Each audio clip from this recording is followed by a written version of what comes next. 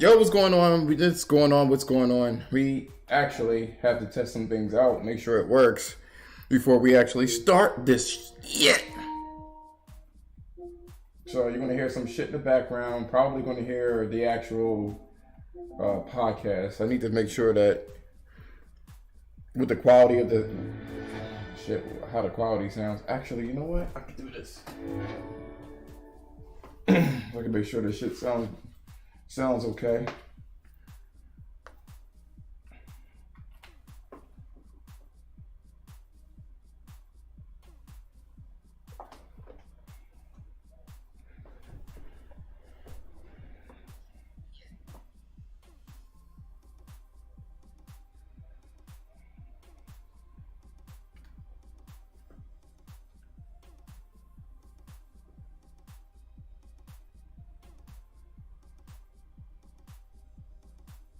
So far, I don't hear any like issues.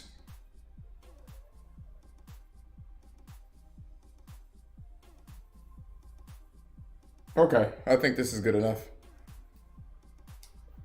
We'll leave it like that. Well, alrighty then, we're gonna get straight into this shit, yo. There's a lot to actually cover, and I already know like this is a topic that people don't want to talk about, but let me thread this wire here so I can get this close to the microphone. Get this started, regular charging. So what is this about? What is this space about? This space is actually about misinformation, actually. Or the lack of the ignorance, I guess. This is what this is about. There's a pure ignorance, and I'm not sure if it's actually ignorance. It may not even be ignorance. It may be just attention seeking, surely. And the funny thing is, I don't have anybody that could to actually combat what I was saying. No one was willing to come at me with the comment that I made earlier today. So the news was floating around. And oh yeah, by the way, I better do this. Typical YouTube shit. If you like this video, make sure you subscribe to the YouTube channel Illicit Therapy. Give it a like, give it a retweet. I've been doing some things to make it a little easier for consumption for these podcasts. These are long podcasts typically, but we want to make sure this is short and to the point. That's my goal typically, but you know. So we actually going to start now here. So with that being said, we have two topics to talk about. The first topic being Game Pass is failing.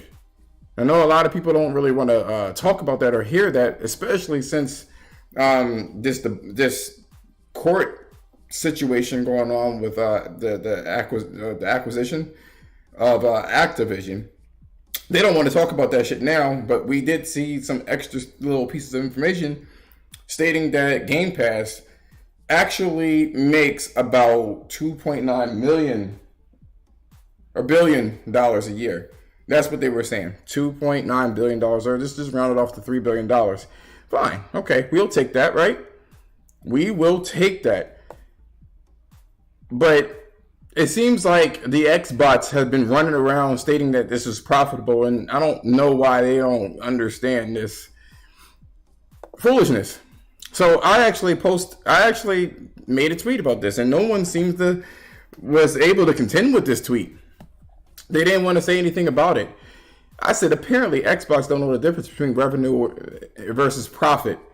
If Sony had to pay, and oh, by the way, in case you didn't know this, and you should be able to see this on a YouTube channel here, Gaming Night, what's going on, bruh? And we'll get into the second topic too, because the second topic is about why Sony is going into the direction of games as a service, which is fine. So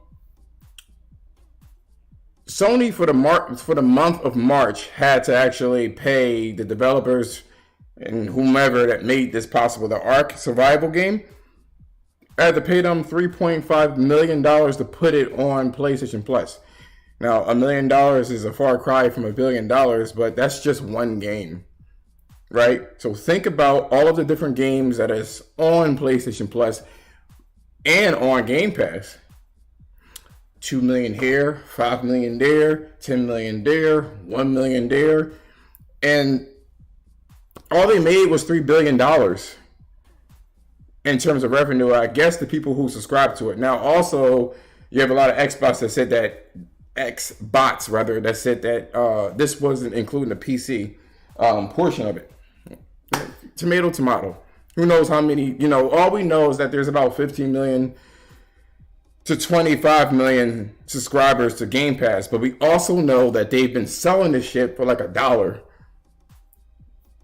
So it's kind of hard to say that even if they did have the numbers of subscribers, they're not making a lot of money off the real cost of the subscribers. So I just want to give you some context with that one. PlayStation, let me make sure somebody's not in there. Okay. You get out of here. You get out of here. Open this up.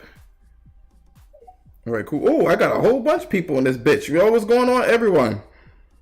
I didn't even see you guys. So this is not a hit piece on Xbox or Game Pass. This is just kind of saying, just painting the picture. Obviously, think, motherfuckers, think.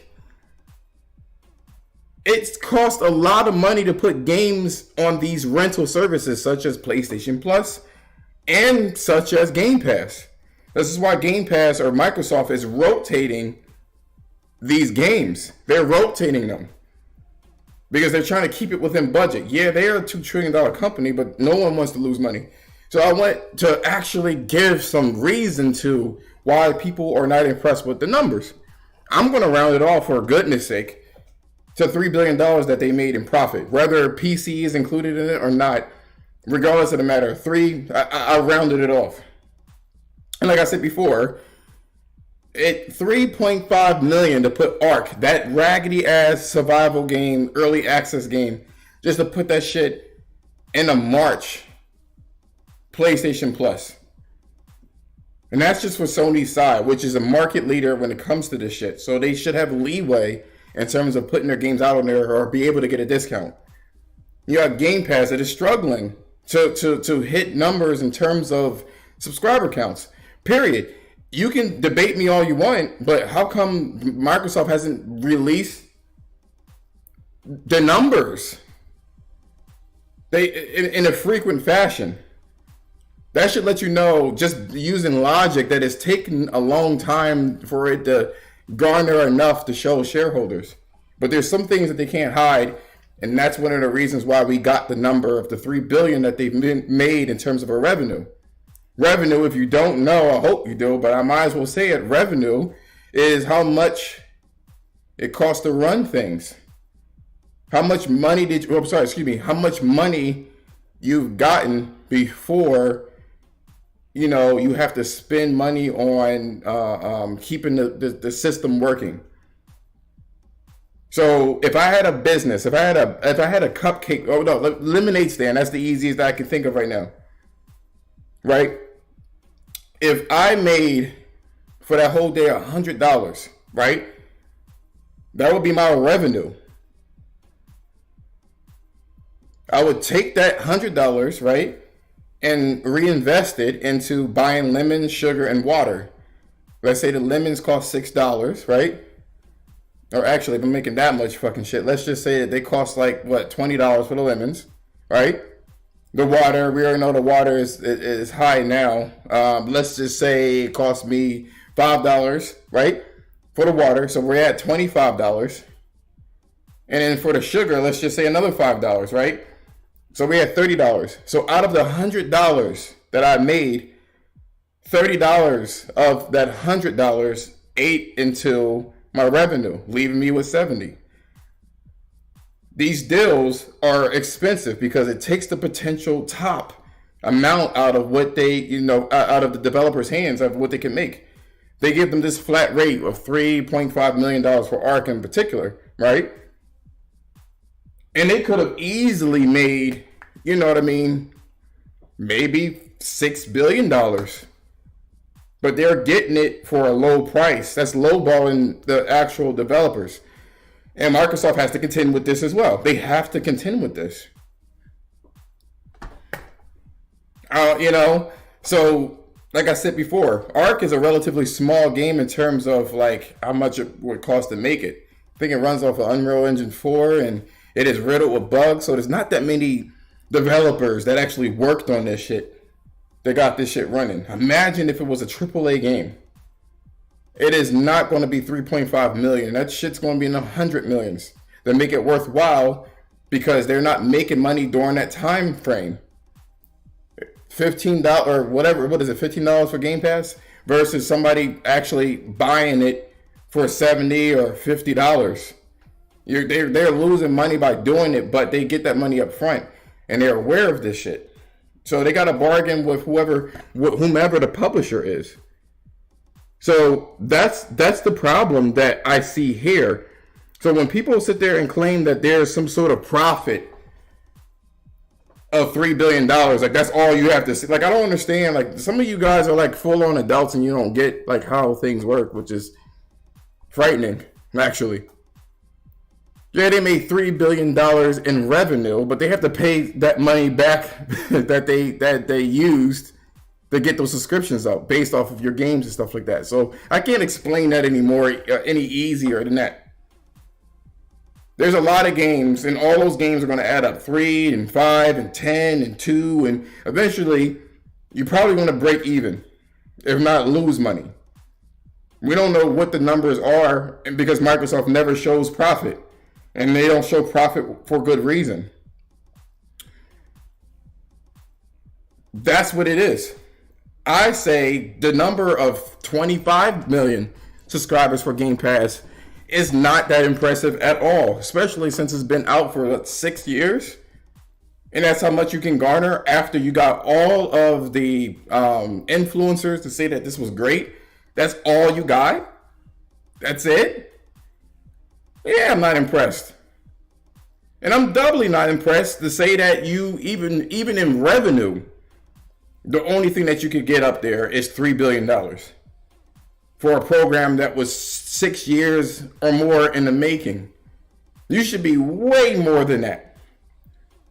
And I'm even more disappointed in the 25 million mark. Like, I mean, you're selling it for $1, if not free sometimes.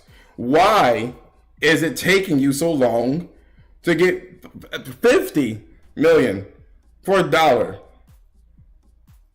One could argue there's not that much clientele when it comes to their consoles, but you have it on PC too. You still can't garner more than 25 million. And the only reason why they hit that 25 million mark is because of the Forza, and people want to try that but not spend that money, and because of the Halo. Halo is a legacy IP. But then that made me think about how they have things structured now. And for anybody that's like expecting, right? For anybody that's expecting AAA games and a service that can only garner $3 billion in revenue, and where's the fucking profit? You're sorely mistaken. They are deliberately going after small titles like power washing, fucking whitewashing, or whatever the hell it is. They're deliberately going after things like that because it doesn't cost much. And it does the effect of filler, making people have the illusion that you have a lot of games under your belt. Anybody in this bitch, in this space, that want to contend or contest what I'm saying, you have a request button. Come at me if I'm wrong. I implore you. I'm just basically stating what I see on a very logical level. For people that have an Xbox, I don't even know if you should be really concerned. Honestly, you mean you've been so long without playing, without the fruits of your labor. But how long do you think they can keep up selling this shit for $1 before it starts to have an effect? Am I a fanboy for mentioning the obvious? I don't know. Like, you tell me. One request to speak here. Let's take a look here and see what we got. Immortal Gamer.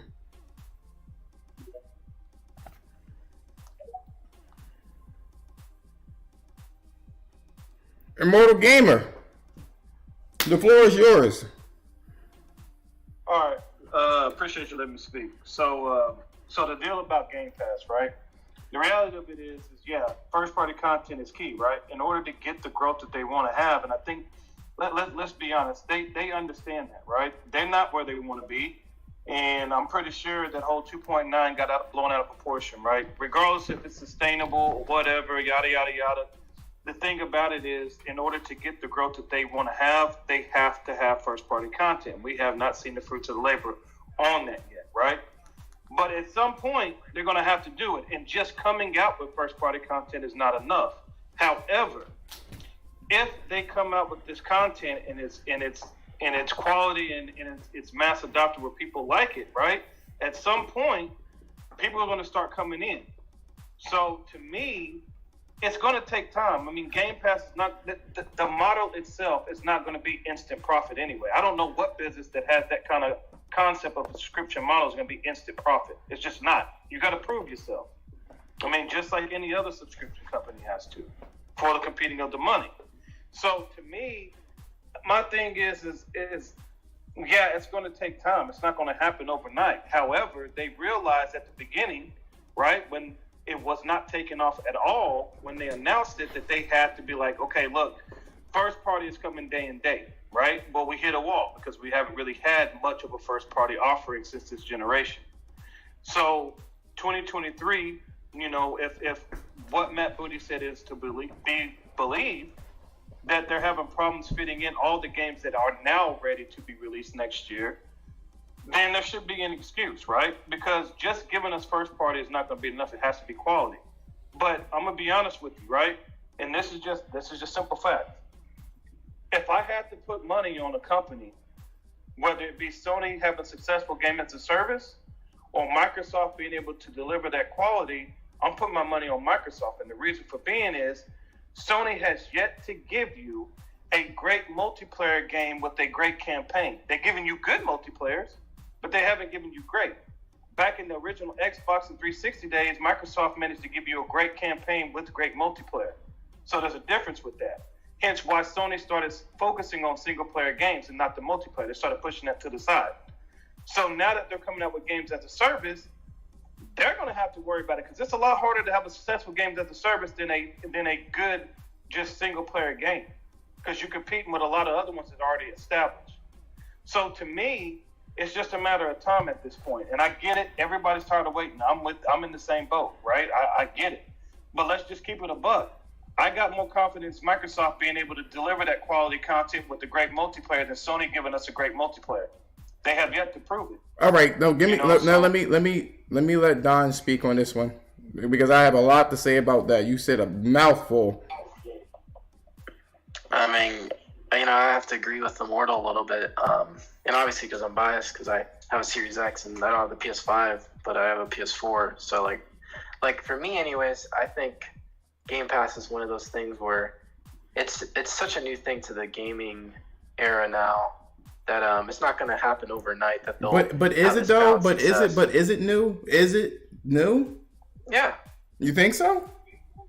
Yeah, I haven't seen anything that's like Game Pass those beforehand, like those digital. You could download your games from a subscription service, or at least it wasn't as big as it from what I've seen. I mean, the only old one I can remember is like GameFly, but they would have to send you the game physically. Okay. So really quickly, so I can tackle what he just said. What is your take on it? Because my let me say this, my reasoning for this particular space / podcast was because people were running with this $3 billion number as if it was some sort of profit and as if it was impressive. And I say it's not impressive, like I said before. You guys say give it some time. It's been 6 years. Sony has managed to take their place. It depends. When were they like going serious in the matter? Like, it doesn't matter. It doesn't matter. You're not supposed to release something that's incomplete, like that incomplete.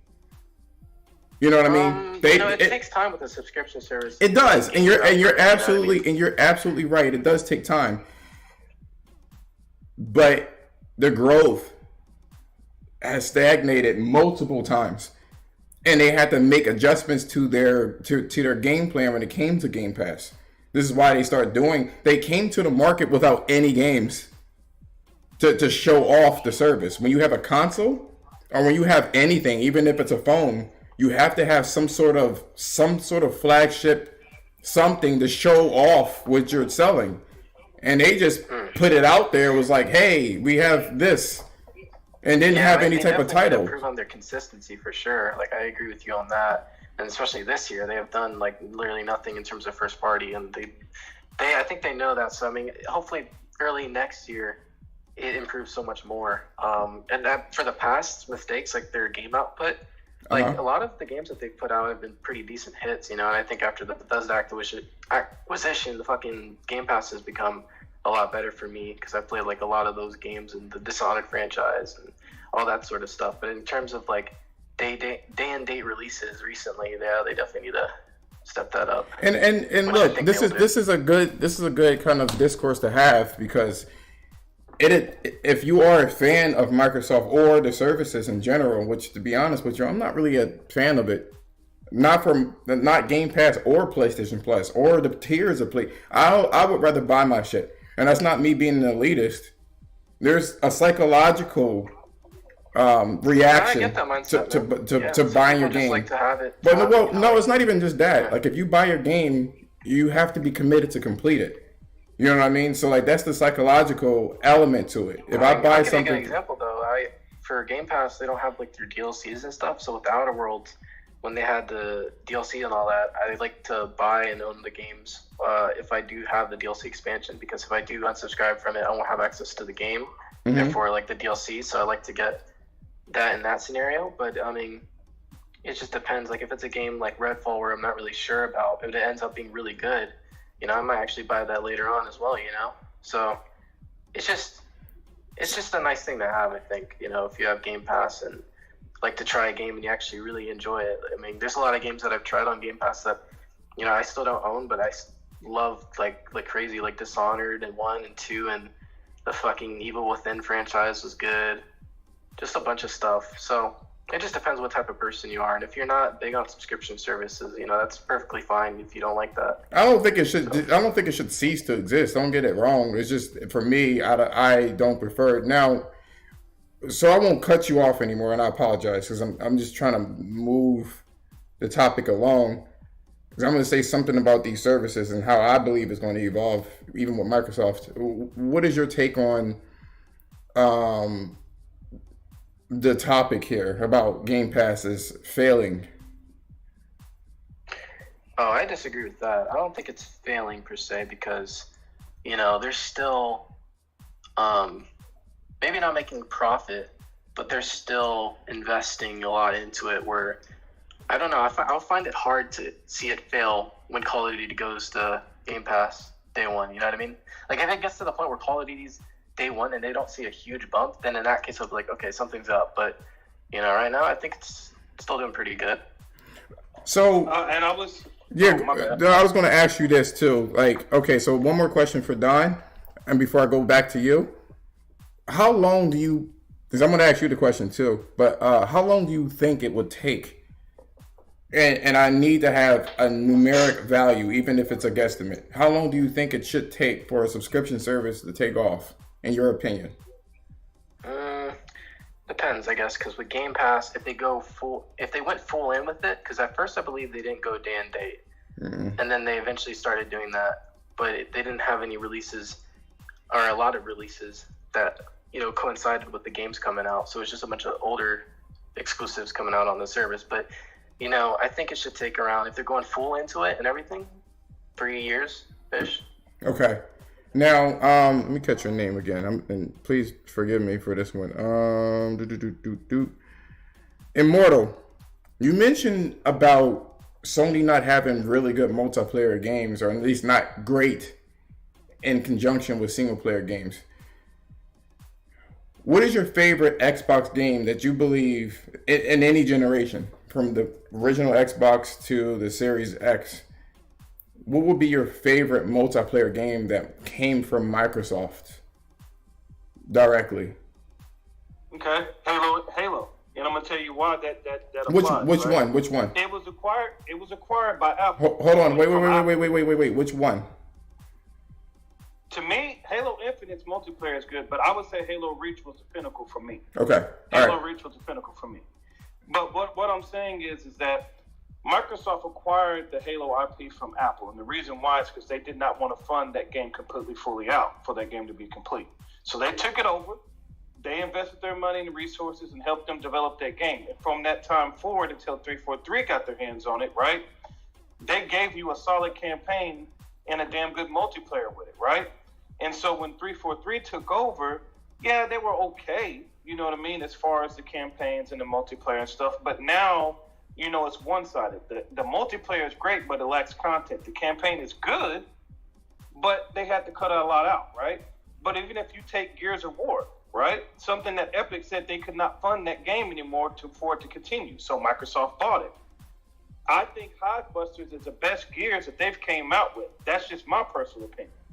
But I feel like the campaign and the multiplayer is still solid. Whether it's your cup of tea or not, you can't deny the popularity of the name. When people hear Gears or Halo, people know what it is. Just like people hear God of War, people know what it is. Now, right? before you go on, because I know the history of Halo. I make it a point to know it, even though I don't have an Xbox console. I've always, even way back then, played my friends' consoles and enjoyed it. So I'm aware of the whole Apple situation and all of the other stuff. My question to you, though, is let's start with Halo. I have a friend that is an avid Halo fan. He is ridiculously crazy for Halo. And I think Reach was his favorite one as well. If it's not Reach, then it will be 3.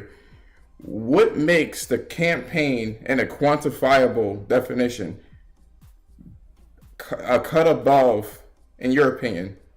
You know what I mean? Whether it's my cup of tea or not, in your opinion, what makes Halo Reach, the multiplayer, a cut above anything else at that time? For me personally, I don't do co-op, right? I'm more of a single player, just play by myself and stuff like that. But that game right there, I don't know what it was, if it was just the design of it. I don't know. But it raised the bar on the co-op side where I even enjoyed it more and enjoyed playing with friends after I beat the campaign by myself, right? It gave me that replayability. It gave me that engagement the same way it did the first time I played it. And so it was just something special about it. You know, it just hit different. It's kind of like God of War 3, right? I feel like God of War 3 is the best IP that Sony has created till this day. And so it was something about that game that just hit different for me. So let me ask you this, and I hate to cut you off. I don't mean to cut you off or whatever. I just want to stay on task on this, so don't take that the wrong way or whatever the case is. I just I need to get to the meat of the situation, right? Mm-hmm. What makes you feel that Sony's multiplayer is lacking in a sense? Because what you're saying is, I could say the same thing about Killzone. Oh no, I'm sorry, about Resistance 2 multiplayer that was on the PS3, which had 8 player co-op. I can say that and be like, oh, that hit different. You know what I mean? Like, it's all subjective. Right. But well, and this, what would you say they are lacking in? Okay, so part of it, I think, is the fan base as well. Because I'm gonna be honest with you, I'm a big fan of Resistance. I'm a big fan of SOCOM.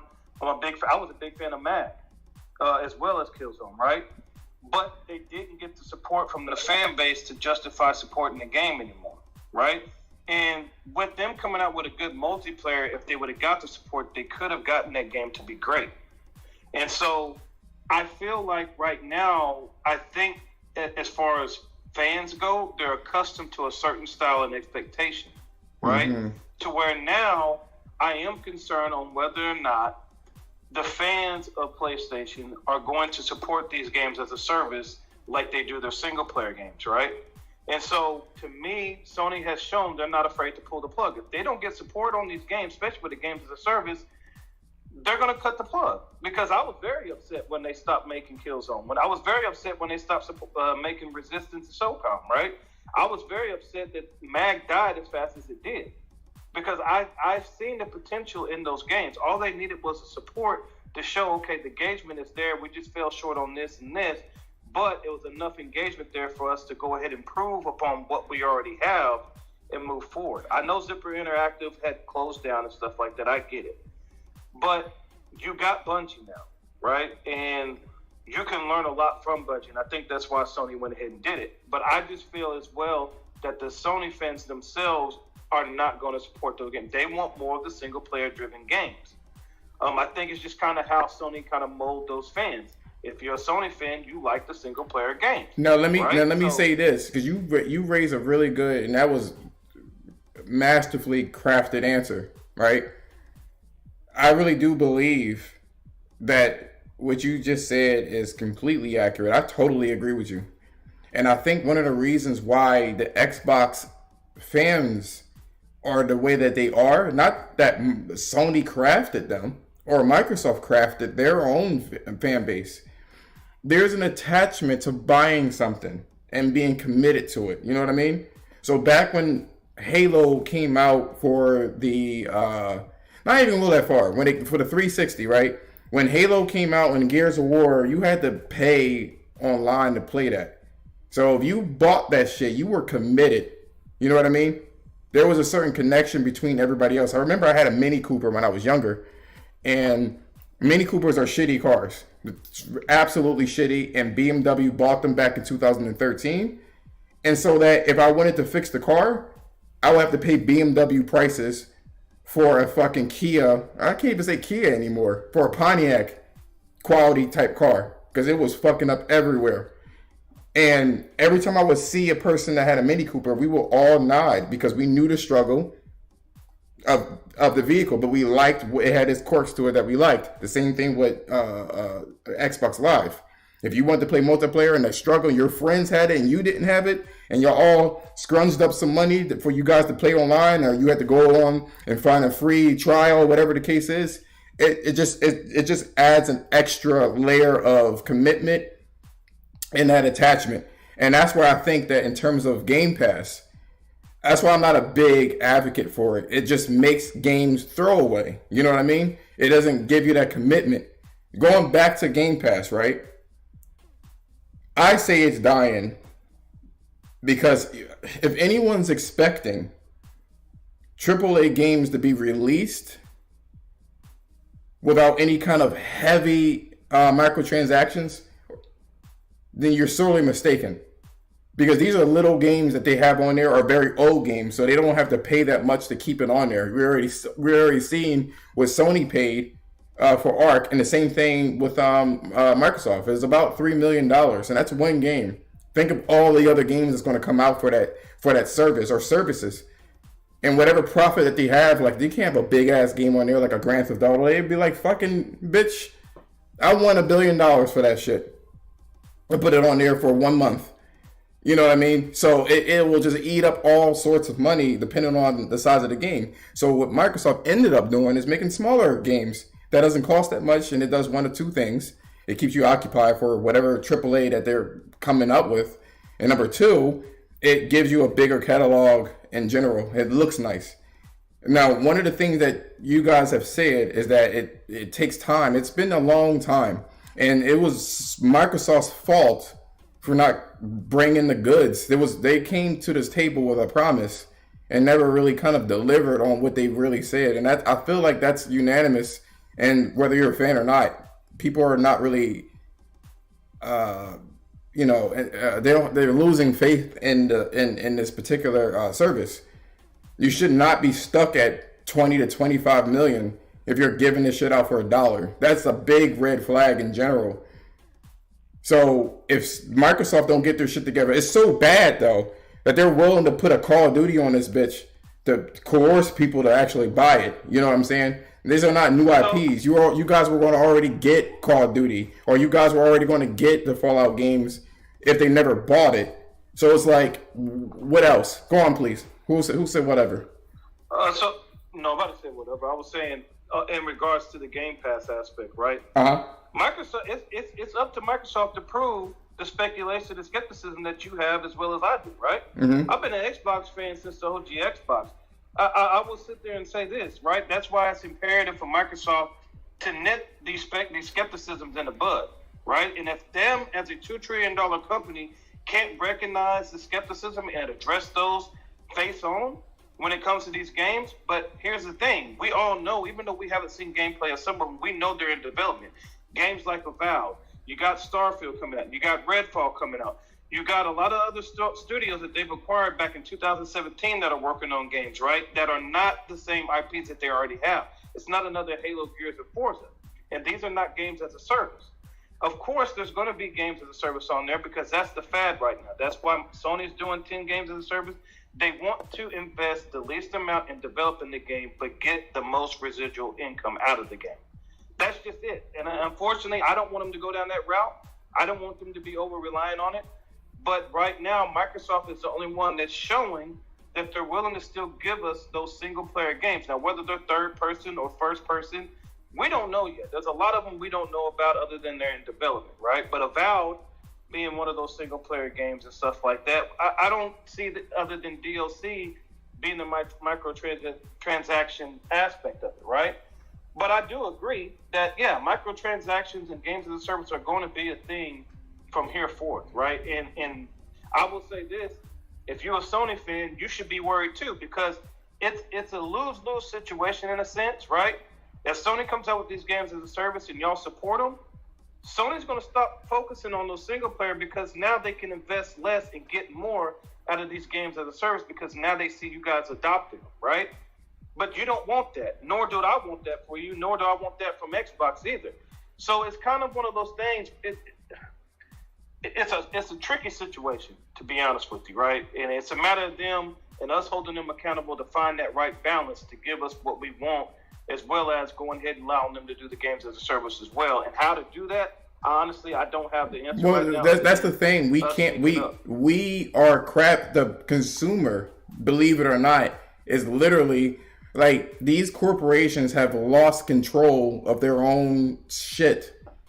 That goes for Twitter, Facebook, or Meta, whatever the fuck it is, Nvidia. They all lost control. They allowed these consumers to dictate exactly what they want. And I'm gonna tell you right now, so long as these games as a service are successful, like Apex and stuff like that, that's where the market will go, period. And that's where they're going to follow so they can keep that revenue up and stuff like that. Dime, you have your hand up. Oh, yeah. I mean, I was just going to add to the point where, Immortal was saying about Game Pass that, yeah, they need to improve on their first party output, especially throughout this year. It's been awfully bad. And, Xbox Game Pass has had its moments where they've put out a decent amount of things in a certain time, like last year when they put out Flight Simulator and Forza and Psychonauts and then Halo Infinite towards the end of the year. So I think it's just going to take time. And this year, that's not excusing what this year has had for them on Game Pass, because it is kind of inexcusable for their first party output, because they've only put out Grounded, which is a smaller title, and then Pentiment later this year, which is another one, which is smaller. So, and I don't even think they're working on just smaller stuff as well, because you're adding a point that you were saying that they're only doing smaller stuff really when it comes to the first party, or they're trying to focus on that. When I think it's well, I was going to say they have a budget. Starfield and Redfall. I was going to say that they have a budget. You know what I'm saying? They're a $2 trillion company, but each department has their own budget, and they don't want to exceed it. So they're doing the best that they can with the budget that they have. But continue. I don't know. Because if that was the case, if they had unlimited checks, or they had blank checks and was able to do whatever they want, I'm sure they would do it. But there's like the whole Bethesda acquisition and shit like that.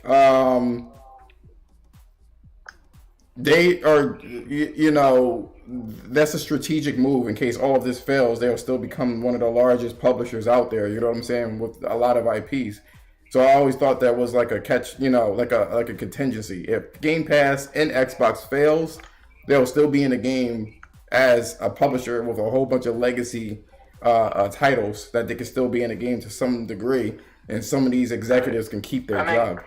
I think the biggest thing with Xbox is that they're focusing big on Game Pass, and they wanted it to go on PlayStation. Like, you've seen the documents when they did that court case with Epic versus Apple and shit. Like, they wanted it to go into the PlayStation ecosystem. But PlayStation obviously is not going to let that happen. And so now they got to try to get people over on the Xbox side of things or on PC to get people invested in Game Pass, because that's the big selling point of it, is just having a huge monthly, occurrence of money coming in all the time, and growing that over time. And that's why they're doing the Activision, Blizzard, Bethesda. They have EA, like all EA games now on Game Pass Ultimate. So, like, honestly, though, like, for me, this year has been really bad when it came to their first-party stuff. But I've also been playing a lot of their first-party stuff, not in terms of day and date. Like, day and date, they've done bad this year. But in terms of first-party stuff that they have had before with all of Bethesda's games and Deathloop I was playing this year. And actually, I went back to play the Outer Worlds too, which was awesome. And I bought the DLC for that, so that was a good time.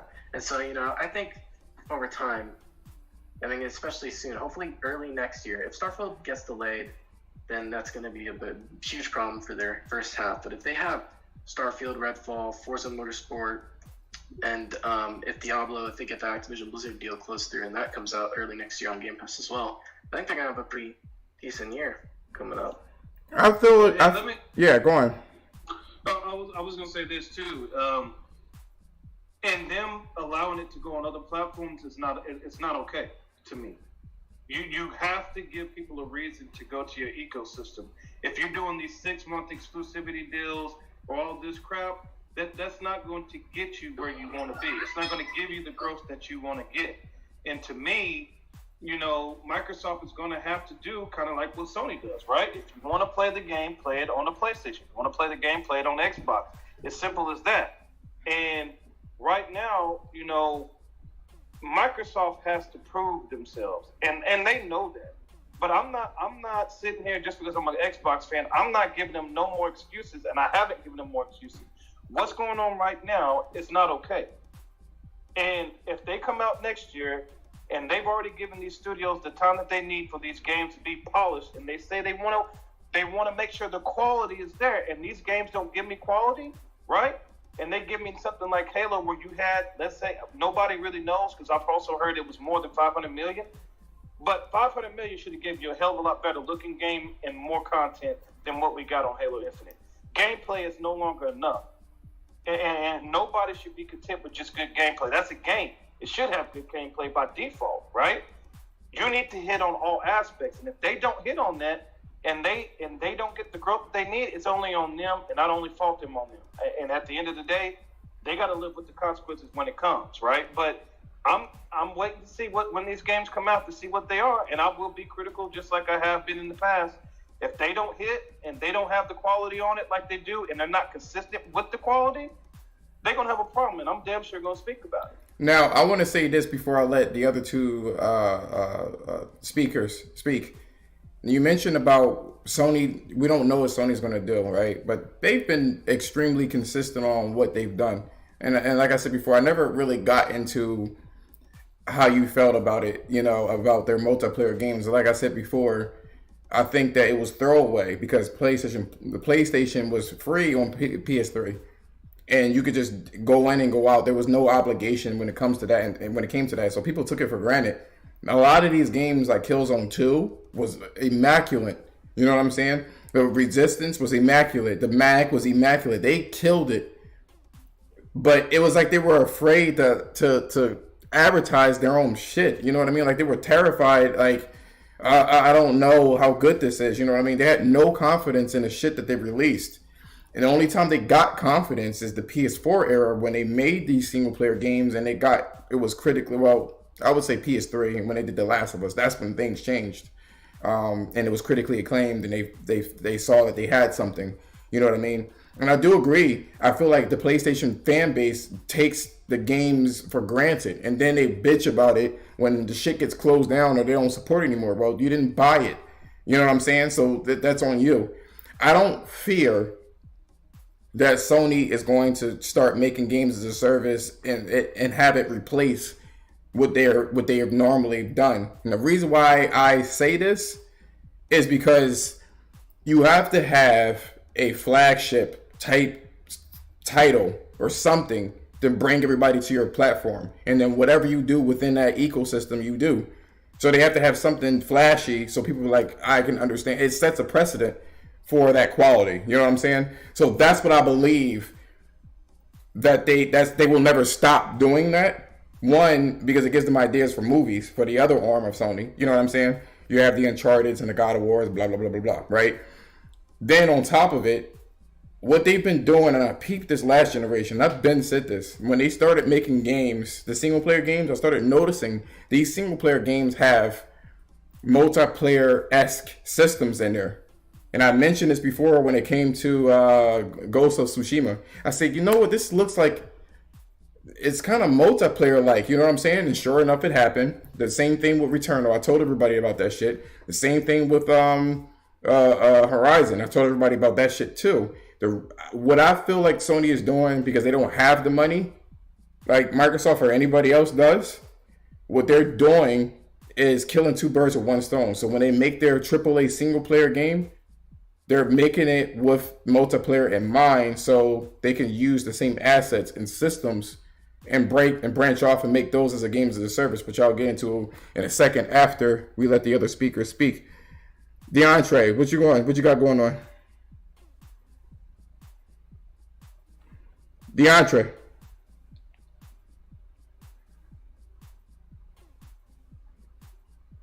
All right. Give me a second. All right, let me let Bob go. Go on, Bob. I'm just curious, is this speculation or is these facts? For which? They're like heavy. For which? The entire subject so far. It's partly speculatory and it's partly common sense. I say it's failing because of the duration of time and what they've made so far, according or against other subscription services. It's what I see here is indicative of. Isn't their subscription service causing other companies to do it? If I'm correct. No. Like Sony's doing a subscription service too now, right? That they did not have. They've had a subscription services since PS3. It's just that they haven't pushed it. Yeah. What's the new one called? It's just an extension of PlayStation Plus. It's just tiers. So there isn't a special name. What they ended up doing is kind of like consolidating. So just because they are releasing Game Pass, you can even say that Game Pass is basically copying GameFly, you know what I mean, but digitally. You know? I understand that, but this just seems a little odd, more like a hate bandwagon, like the entire space. Like, I understand Xbox could be doing bad, but their numbers are up. Revenue is up, and we don't know why it's up. You can in business. You don't know why it's up? Yeah, in business you can forge a lot of numbers. This is one of the reasons why that brings. Hold on. It brings a lot of question to it when they don't mention profit. They just mention how much they gained, and they don't mention how much they're going to spend to keep it running. You know what I mean? They mention how much they paid and how much they gained. They don't mention any kind of profit that they're making from it. If we're going to be consumers that are nosy about their shit, they don't tell you how much they're making in terms of like pure power. How much they're making? They showed you how no much one, no one knows. No one knows the deals that they've made with other developers and other companies. No one knows it.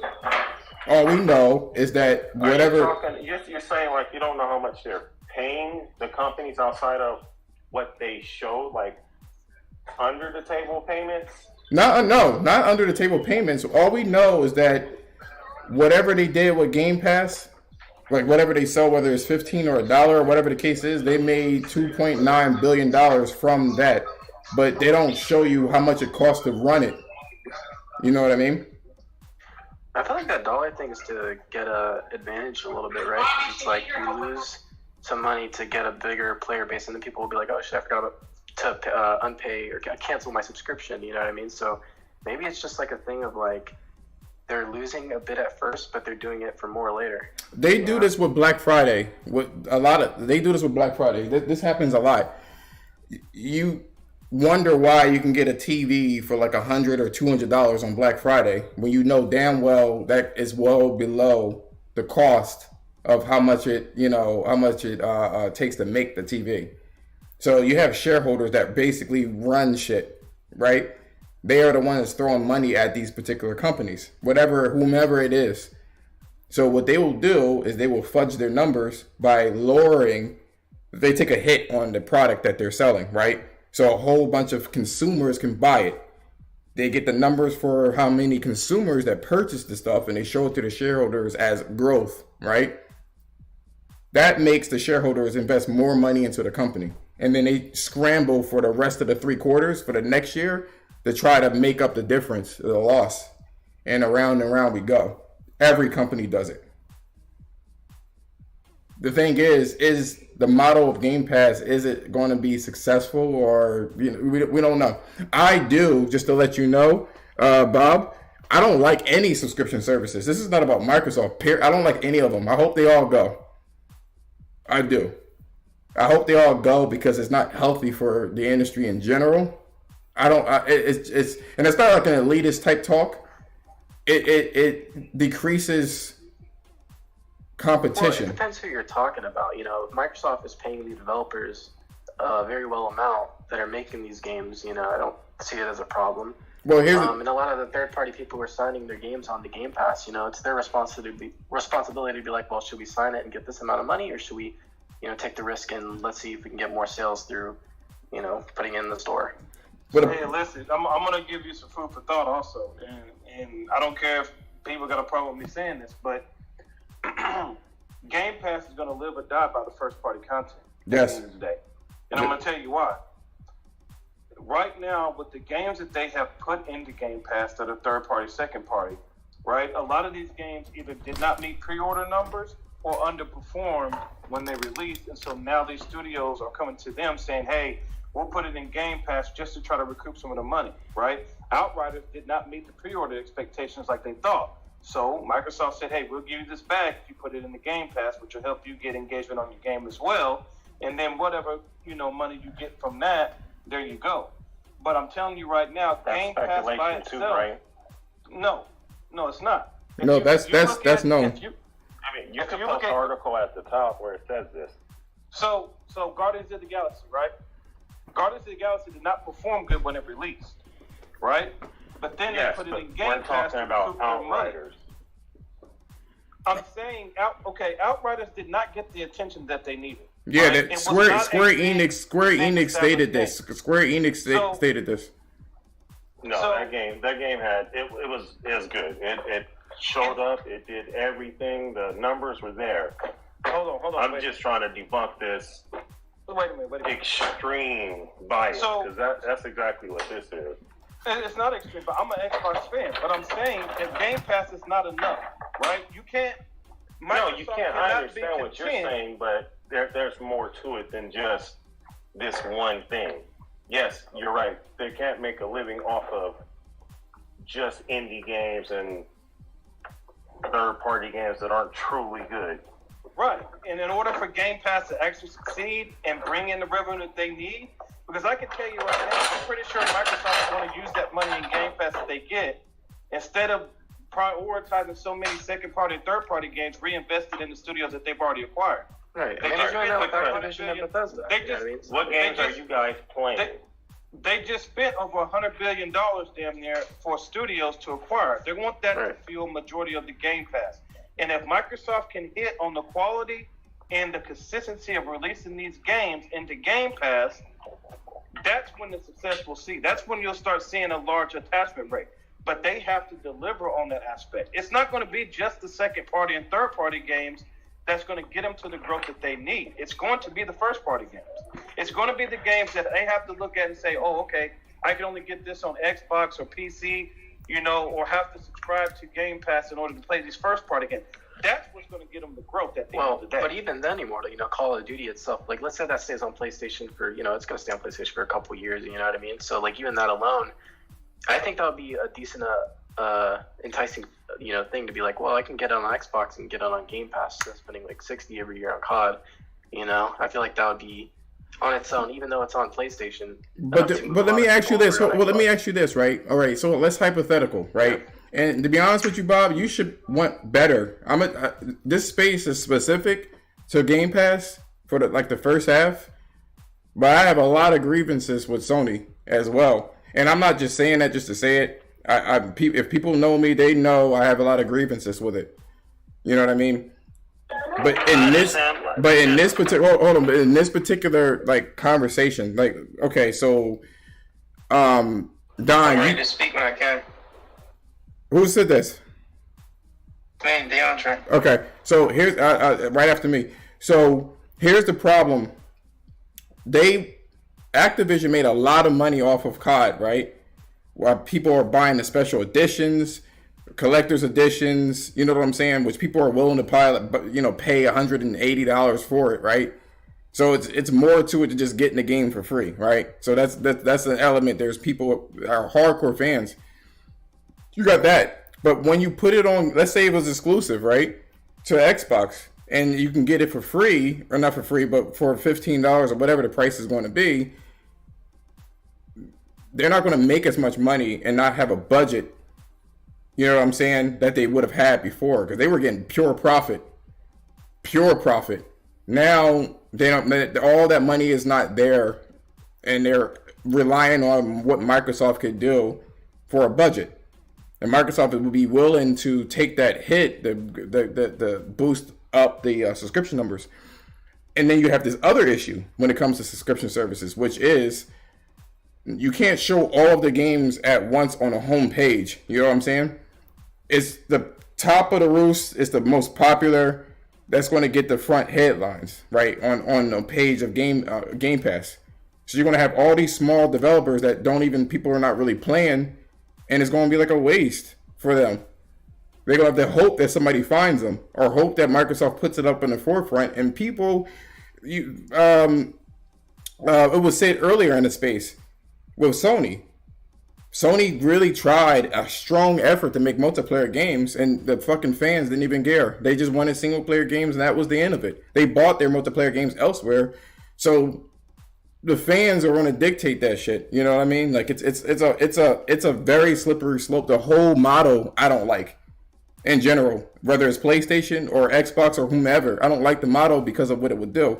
It corrals people to certain games just by its nature. It doesn't mean to, but you can't show all the fucking games, and people are going to want their time to be spent at with the most quality. So they're going to be like, I'm not buying this fucking indie game or AA game. I want to go straight to Call of Duty or straight to Halo. I'm like, who gives a fuck? So you have a whole bunch of developers just sitting there hoping that somebody click on their fucking game.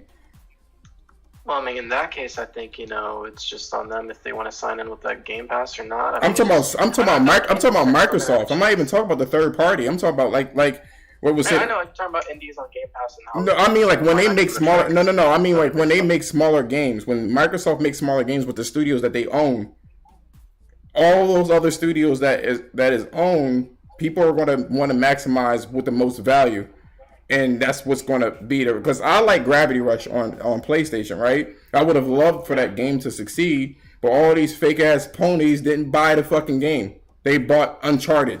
You know what I'm saying? Because they felt like that was more quality. You know what I mean? So you're going to get situations like this where shit will close down because of this, and then on top of it too, right? That fucking $15. Game Pass is not going to be $15 forever. Hulu raised their price. HBO didn't. Hulu raised their price. Netflix raised their price. What's the ceiling for these subscription services? Because they do take a loss. And they'll do it slowly. They won't raise it by even if it is. It's like the frog that is put in the fucking that's put in a pot that they turn up the fucking temperature over time. Well, I mean, I guess in that case, if it gets too high to a point, you could unsubscribe and buy the game if you want, or Game Pass isn't really forcing anyone to. I know, but this is my problem with subscription services in general. This is why I am against the subscription services, because it gives you, like, for instance, the cable industry, right? Everyone thought that, you're fucking my price up. It's high, right? I want this to be separate. I want to pick and choose. Now people can pick and choose, and guess what? That one channel costs a third of their fucking cable bill now. You know what I'm saying? So it's like they're not getting the bang for their buck that they thought they were going to get when it happened. And now, a lot in the cable industry, people want the old model back, or they don't watch TV at all. So I want to switch it over to DeAndre. Go on, my bad. And then I have to switch it over to the second topic, which I think that you guys would be interested in. It's all good, man. I mean, I'm enjoying listening to you guys debate on this topic. So, yeah, I like what I hear. I mean, both people have different opinions regarding with Microsoft and how they treat their customers and the service they provide. But honestly, for me, coming as like PC and PlayStation only, like Microsoft themselves has provided a phenomenal service, in my opinion. Because we at first thought Game Pass wasn't something early on, but they definitely proved us wrong on us. 5 years later. So DeAndre, why do we have two people in here that said that this year's Game Pass was lackluster? This selection. Lackluster to who? Because I played the games on there for my PC. I beat Tunic. Tunic was a great game. What's it lackluster in day and date, by the way? Not like in terms of what they have. See, when you determine day and date, are you saying based off of AAA games or with the indie selection they have? First party content.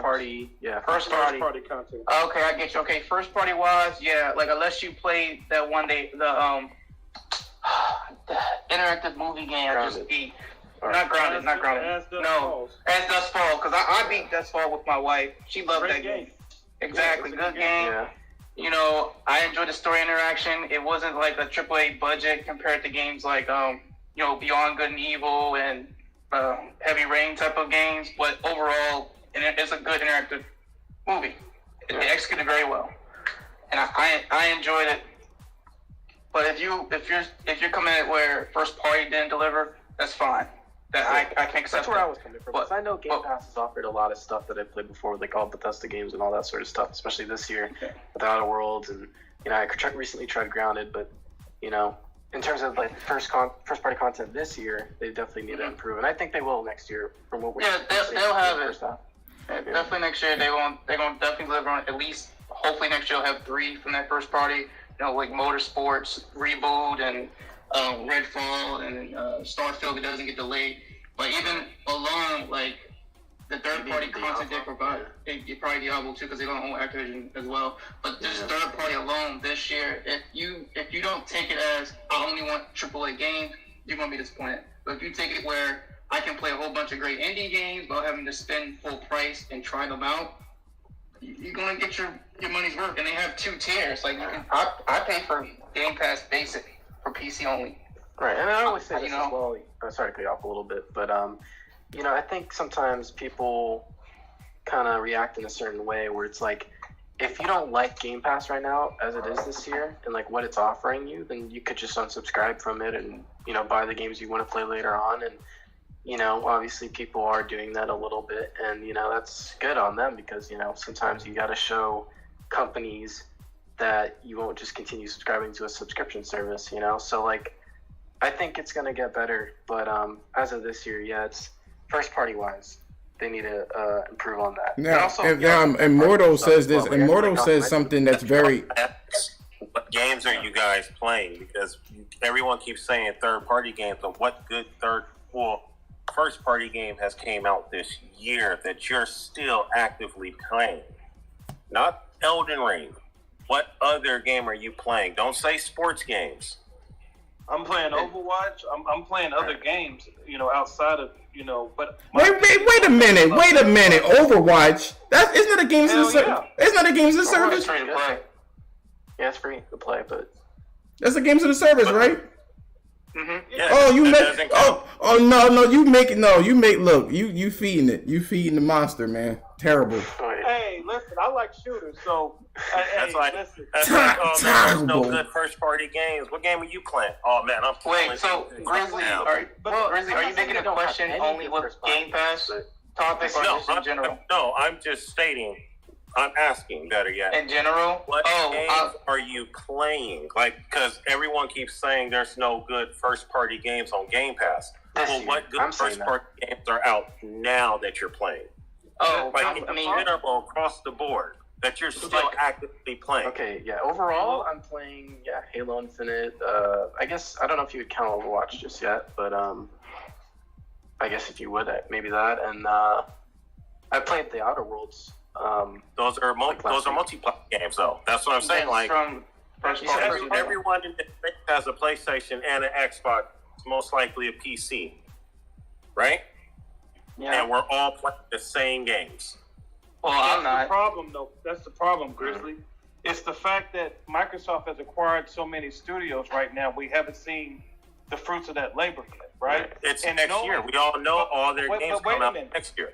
We heard that we heard that last generation up to this generation. That's the problem, right? But These are some studios. Okay, but I'm speaking as an Xbox fan. Sony does what Sony does. My money goes into Xbox and PC. So I'm focusing on where my money goes to. And my money goes to Xbox. And what I'm saying is you've had studios that have been acquired since 2017. We haven't heard shit from Compulsion Games, right? Rare is still sticking with Sea of Thieves and Everwild, which they had to redo the whole game. How many jobs shut down during COVID? What does it have to do with Microsoft being a $2 trillion company? I'm sorry, but look, if your job shut down during COVID for 2 years like everyone else, wouldn't they be affected? I'm not trying to protect them. Some games were affected. I mean, but here's the problem though with that, right? But I get what you're saying, but here's the problem with that. Because it takes about 5 years to make a game. Sony was able to give out first-party games both years, right? So what game? They gave Horizon Forbidden West, right? Gran Turismo. Eternal, right?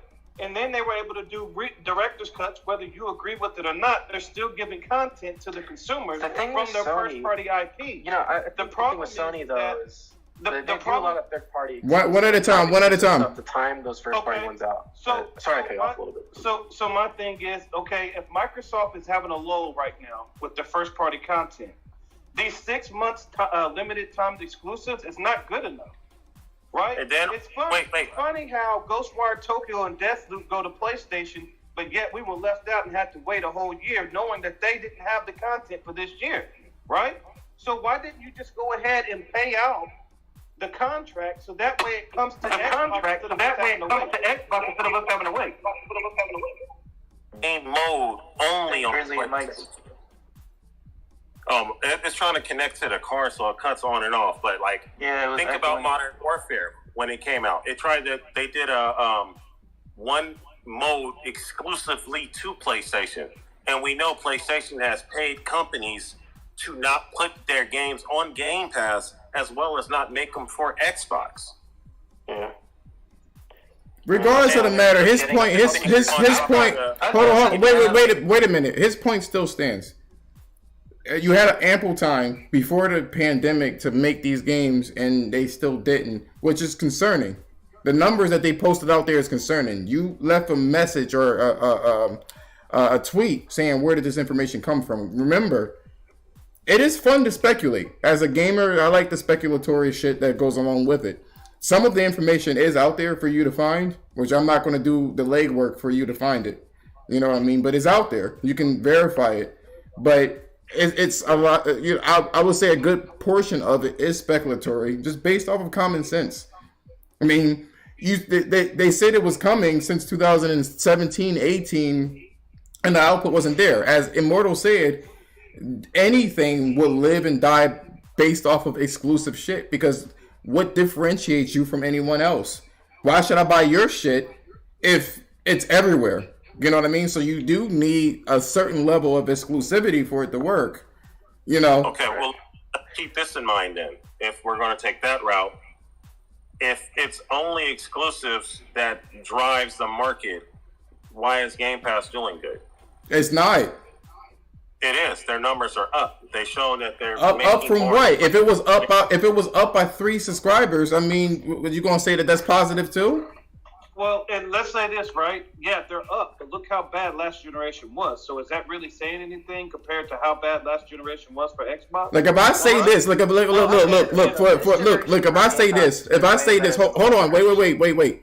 If I say I get a lot of bitches and all of them look like Lizzo, or worse. Does it really count though?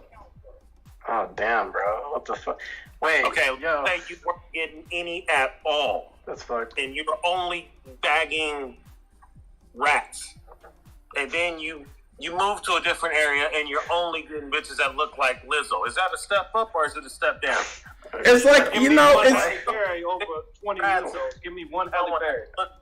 How is this coming to going from games to fucking bitches, bro? Yeah. Like, girls. I just wanted to paint a picture. Sometimes you need analogies to make it clear, to make it clean. That's all I'm saying. So, I mean, like I said before, I'm saying that it has an issue. And we will start to see if, like what Immortal says, if they don't put out, because I believe first party anything is supposed to be the standard and it's supposed to be the precedent for what comes after it, or it's a name for you. You know what I'm saying? It's a name for you. It's such your identity. Well, let me tell you this, guys. I mean, do you think Xbox Game Pass in 2021 was better than Xbox Game Pass when it first came out, in those earlier years? Hey, Silky's been wanting to speak. I guess he's been trying to request. I don't know if you've seen it or not. No. I wasn't ignoring Silky. I was just I wasn't looking. I'm gonna say this right now, right, and then I'm gonna go to the second. Why I can't see it. I'm gonna go to the second topic here because I want to talk about the games as a service. Yeah, I mean, games as a service. I feel like crazy how a lot of games are moving towards that direction. And I think it's best for some games like Overwatch 2. I feel like it's been a lot better. I don't feel like it's all bad. I don't feel like it's all bad news either. That's the interesting thing. Please, Silky and Dark, make it quick. But let me let Silky go first because he's been popping shit, thinking he's slick. Hey man, you know I'm gonna come up here and talk my shit. No, what we're seeing from Xbox for 2022 is the same thing we saw from Sony for 2021. No, Silky. Do not bring up. Do not bring up Sony. If you want. Don't bring up Sony. No, but what I'm saying is, the reason why their 2022 is packed is because they pushed back 3 games. Like, I don't know if we're just not taking things in totality or what, but they pushed back 3 games. They pushed back God of War, Gran Turismo, and Horizon Forbidden West. If they didn't push those back to this year, you're doing this again. You're doing this again where you're bringing up some whataboutisms. I'm not interested in whataboutisms. I'm not. No, it's not whataboutism. What I'm saying is they delayed their games. Remember, they had Starfield and Redfall scheduled to come out this year. Those both got pushed back. Like, that's what I'm saying. If those games dropped this year, we wouldn't be having this discussion. But next year, that's going to. I know, but here's the thing, Silky. Are you not counting? They did release games. The games that was supposed to be released at a specific time did get delayed. You're absolutely right, but it's not like they had nothing. Hold on. It's not like they had nothing. They had stuff out there since the beginning of the launch. Since what? Since the beginning of their launch, since they were launched, they always had some sort of exclusive content. Okay. So you're mentioning, well, they delayed games, and they. I thought we were talking about just 2022. I don't know. No. Because even if you did talk about 2022, they still had Horizon, Gran Turismo, and then God of War. Regardless of what you think, God of War just got a release date. They didn't have it. Hold on. So wait. So what are we saying? I'm confused on your point. Weren't you here the whole time? No, I just joined like 15 minutes ago. Okay. So what are you confused about? What I'm confused about is you said they had God of War. God of War hasn't even launched yet, for one. And then you said Horizon Forbidden West and Gran Turismo, right? Mm-hmm. Yeah, those 3 games are all supposed to come out last year. No. God of War didn't have. No, God of War did not have a release date. God of War said 2021. You're right. You're absolutely right. My bad. You're right. But what is your point?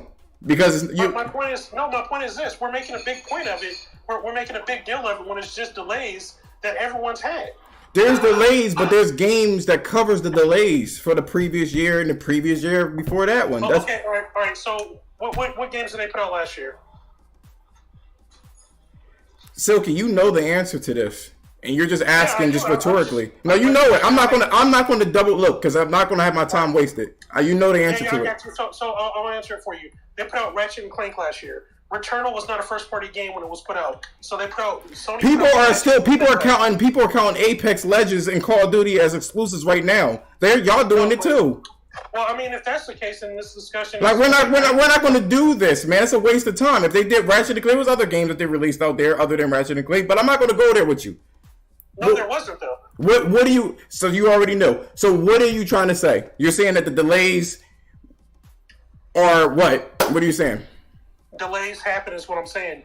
I'm saying like last year. Nigga, they've been in delays since 2017, man. That's like for real. Like what?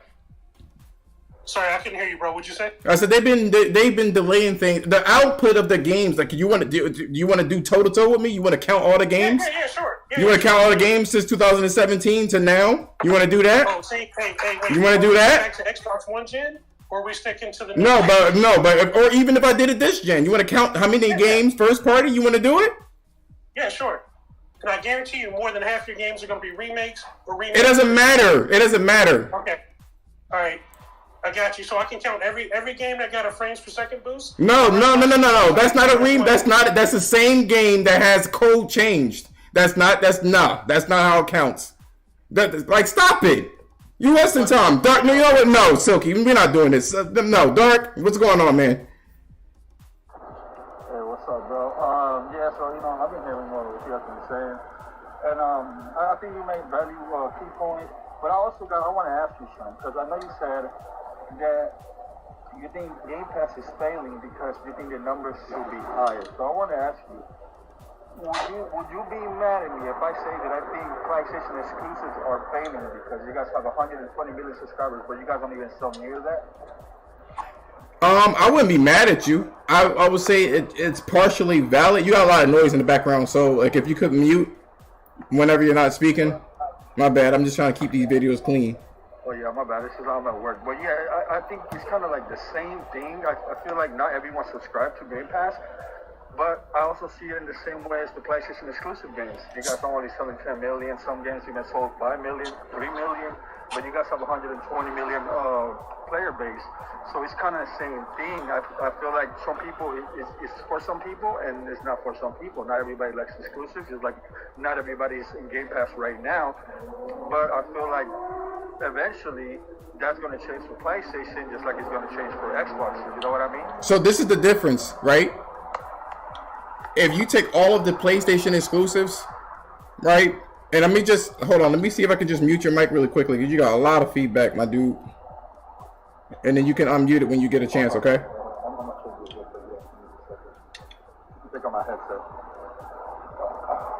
I'm just going to mute you real quick, and when you're ready, just unmute, okay? All right. So here's the thing, right? If you take all of PlayStation's exclusives and you add it up, I wonder what's the number. You know what I'm saying? Because there's a singular IP versus a singular. I mean, you're counting singular IPs versus a system that's just a one. It's a one thing. We know Sony released more first-party games than Microsoft so far. Huh? I'm saying we already know Sony released more first-party games than Microsoft so far these first 2 years. Well, that's what I'm saying. So my whole thing is this: this is not like a fanboy type war situation. This is just honestly, it's really just to kind of reply to people that they don't know what they're talking about with this $2.9 billion. They really don't know what they're saying. That's all really the space was kind of made for in this particular case. I will say that you are partially correct. I am super irritated, Dark, with a lot of the PlayStation fanboys. They irritate the fuck out of me because they don't buy shit and they're changing the way that I play games because any company, if it doesn't make money, they don't make money. They ain't gonna make the fucking shit. You know what I'm saying? So like, I get you. That it pisses me off. Every time that I hear that shit. But at the same time, saying a subscription service is the same thing as an IP. That's erroneous. You know what I'm saying? Because the first part. Well, it is, but it isn't though, because there's a lot of gold members subscribe to Xbox. That's a lot of millions of players are subscribed to Xbox Gold. Now, if you put that in the game, eventually, if you start switching those players over and you see more things coming, then it's gonna grow. But there's a lot of PlayStation players, right? They all subscribe. Well, before to PlayStation Plus, right, to play online. That's mostly everybody has it.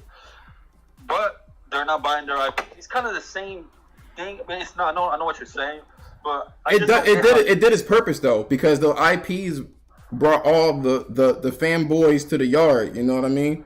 And then Sony was like, "It's better than yours." Damn right, it's better than yours. And then they said that I can teach you, and then I have to charge. Yeah. And then they came out with PlayStation Plus. So they're and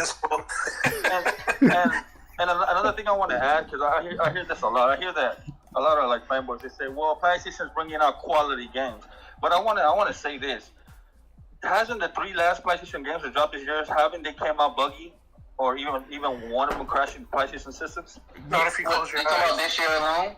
Yes. No. Are you including remakes or just new games you see? No. I'm not talking about remakes. I'm talking about Horizon Forbidden West.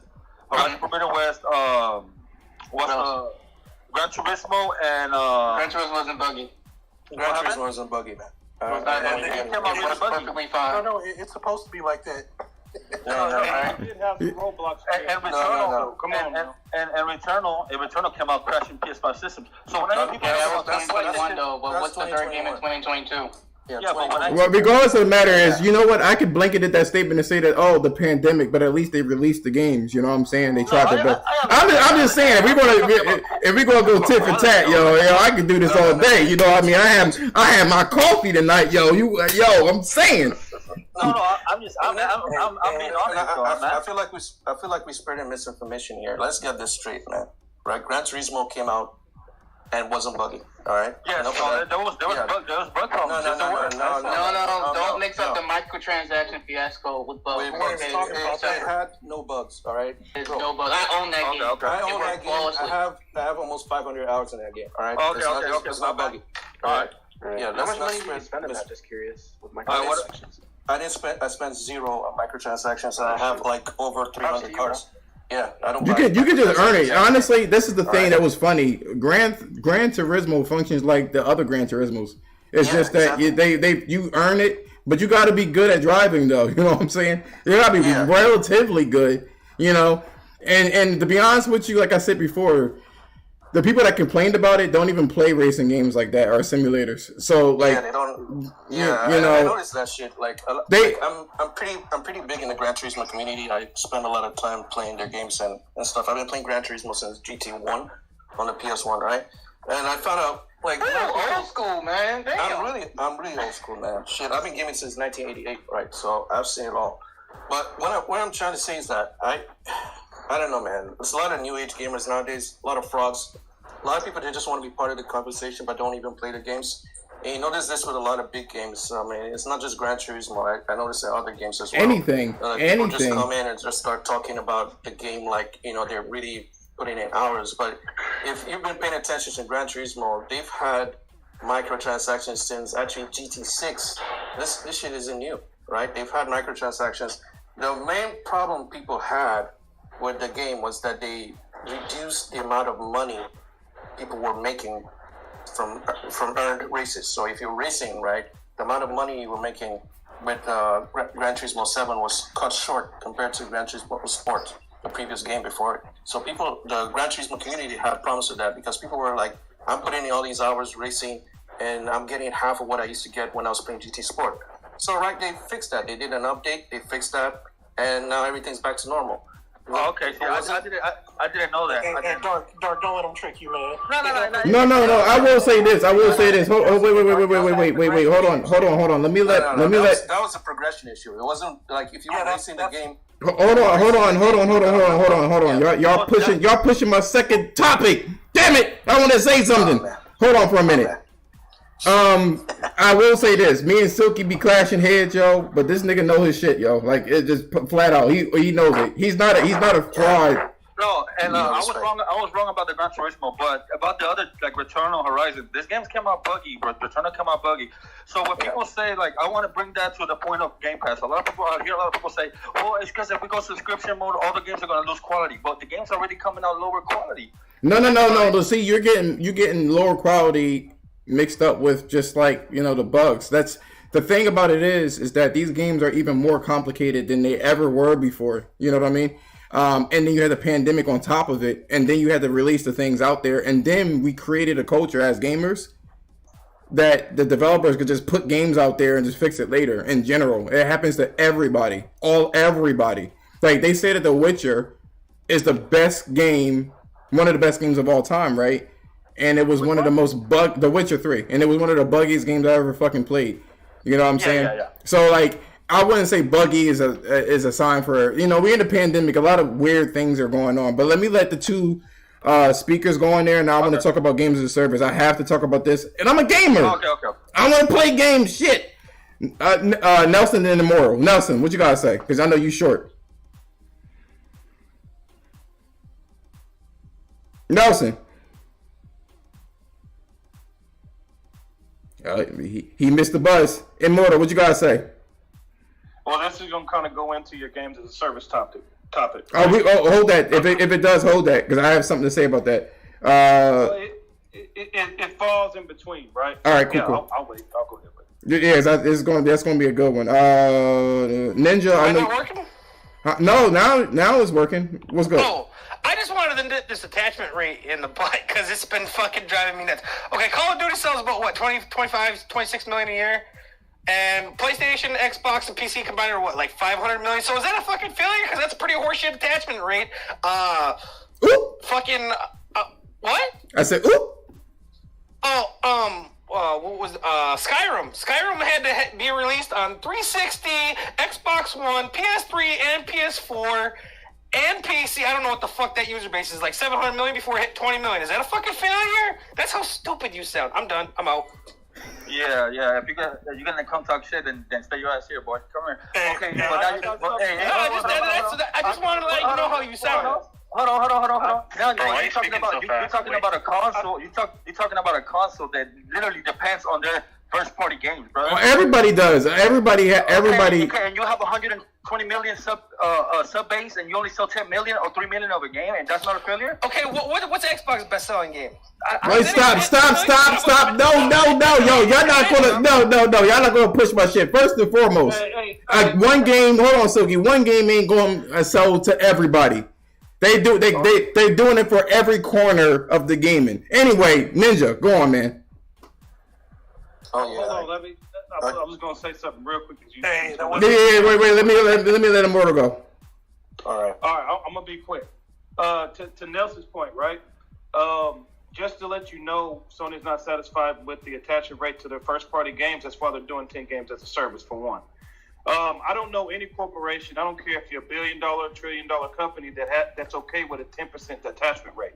You have those odd phenomenons like Spider-Man and stuff that may sell 20 million. But a lot of the numbers that you guys bring up are throughout a generation and not within a couple months. If you want to talk about attachment rate, you need to talk about comparing it to Nintendo's attachment rate, right? So to me, you're comparing it because you have a valid point when it comes to Xbox, right? But in the grand scheme of things, Sony is not satisfied. Y'all are not enough when it comes to first-party attachment rate. Hence why they're pushing PC as well. Because y'all motherfuckers. When you want to talk about numbers, talk about it in the totality and not in a box. Because that's the reality of it. That's why they're coming out with 10 games as a service. They need their residual income. And the funny thing is, right? Nintendo, there ain't much for third-party on Nintendo. There's not many options. You buy a Switch to buy. It's cheap and it's mobile. I don't buy any third-party shit on there. I'm only buying Nintendo shit on there. You know why? Because I'm not gonna. If you got a PC, an Xbox, or a PlayStation, you're not buying that shit on a Switch. Okay, but you still have the option to buy first-party games on the PlayStation, right? And the attach rate's still not as high. Well, here's what I want to say. Wait. Y'all is pushing this shit too far out. God damn it. Hey, Immortal, don't forget about the bundles. So, no, bundles you pay for. So anyway, Gamepass is bundled. So we ain't going to do that. The Forbidden West bundles. Yeah, the Forbidden West Gamepass was bundled. No. Game Pass was bundled. But yeah, the Forbidden West bundle, I don't want to hear that shit. I mean, it still costs extra. It's not like Sony. Not only that, but Forbidden West is like, what, fourth? Out of the most? Bundled. And that's not even. It's always bundled. Yeah, we ain't gonna do no bundles. So okay, so play. But there's bundling and then there's shoehorning.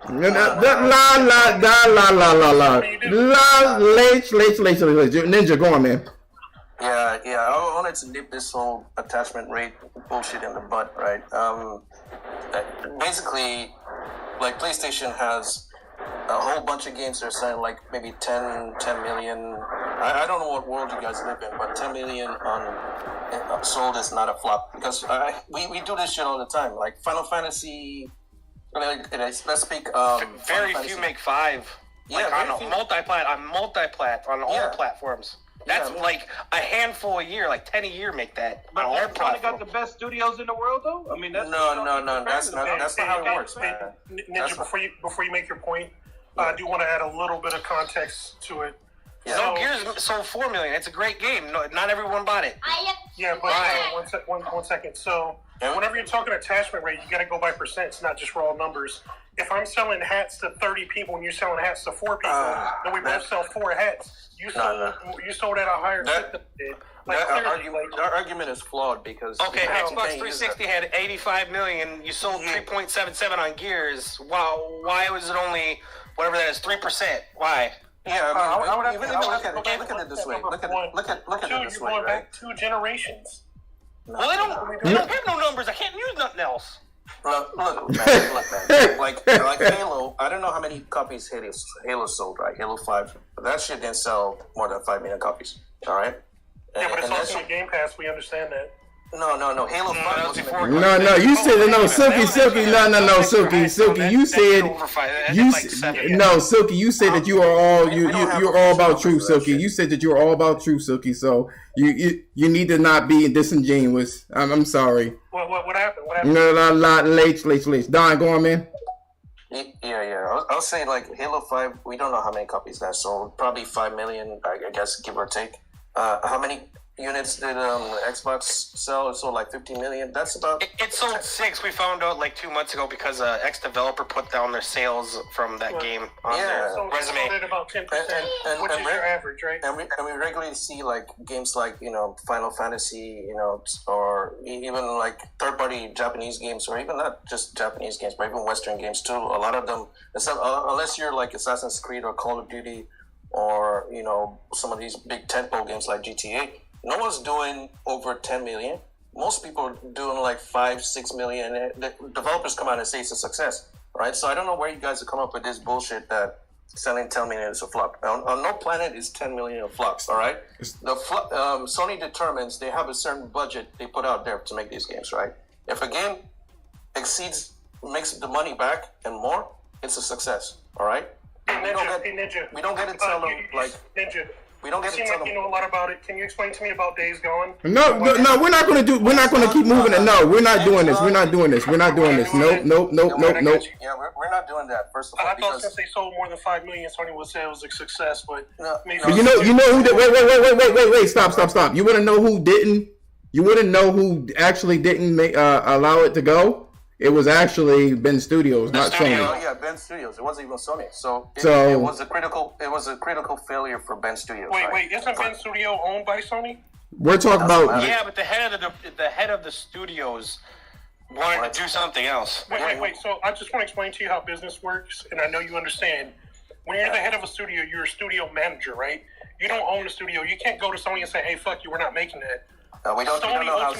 Well, if they don't make them, no, but they don't want to do. They ain't gonna do a very good job. That's Fable. That's what happened to Fable. We don't know how Sony runs their studios. Okay, and from what we know, Sony doesn't run with an iron fist like Microsoft used to do. All right, they have a very hands-off approach.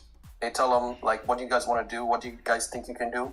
And that's why they have. And this isn't like a financial decision. They didn't want to work on the fucking game. That's just what it boiled down to. Yeah, they forced Lionhead to make. Hold on, wait. So basically, hold on. So, hey, can you guys share the link to the information? No, you find it. You find it. So this is word of mouth on Twitter. No, this is not word of mouth on Twitter. I spoke to the fucking developer, and so did David Jaffe. Stop it. And I know you know it too. Stop being disingenuous. Stop it. The developer tweeted that. Yeah, it was real. Yeah, it wasn't that's why they stopped working. That's why they stopped working for Ben Studios. They stopped working for. Like the whole thing about how many subscribers, whatever. Not isn't that why Microsoft is going to subscription service? Because maybe Xbox back in the day wasn't selling as much. So now this is why subscription service is going where it's going. Do you not think maybe if Microsoft becomes successful with Game Pass, you don't think Sony's going to follow that route? I don't know. Sony's already making PlayStation uneasy now. Yeah, that's what I'm saying. They're already building for it. I gotta go for dinner. You guys be easy, man. It's always fun coming in here, man. All right, we're gonna go to the we got. Get back in your cage. We got 15 minutes. We got 15 minutes to talk about the last. It's in your inbox, Silky. We got 15 minutes to talk about the last subject. I have to cut it at some point. So the last topic is about these games as a service, and I wanted to actually because you guys it keeps dipping into that subject. You know what I'm saying? Yeah. So which is pretty cool. This is why I kind of like had both of the subjects kind of like aligned. So that being said, if you look in the Twitter Spaces, you'll see like something that I linked up there. So I can't find it. Where the fuck is it? I have to go back. Hold on. So, and I'll tell you where to look at too, because I see it here. Okay, hold on for a minute. Back some more. Hey, but I actually got to go back to work, man. But thanks for learning. Oh yeah, no doubt, man. Always a pleasure, man. You don't usually do it. We all have different opinions and shit, but it's all good in the end of the day. We just go in game, and that's about it, brother. Absolutely, man. You take care, man. Get your ass back to work. Later. So here's an interesting thing that happened. It was about Sony's financials, right? The presentation also shows how some of these free-to-play games make it onto the PlayStation 4, right? According to the slides, 5 major free-to-play games made up 25% of the total PlayStation Store spending on the PS4. Those 5 games were Fortnite, Genshin Impact, Warzone, Apex, and Rocket League.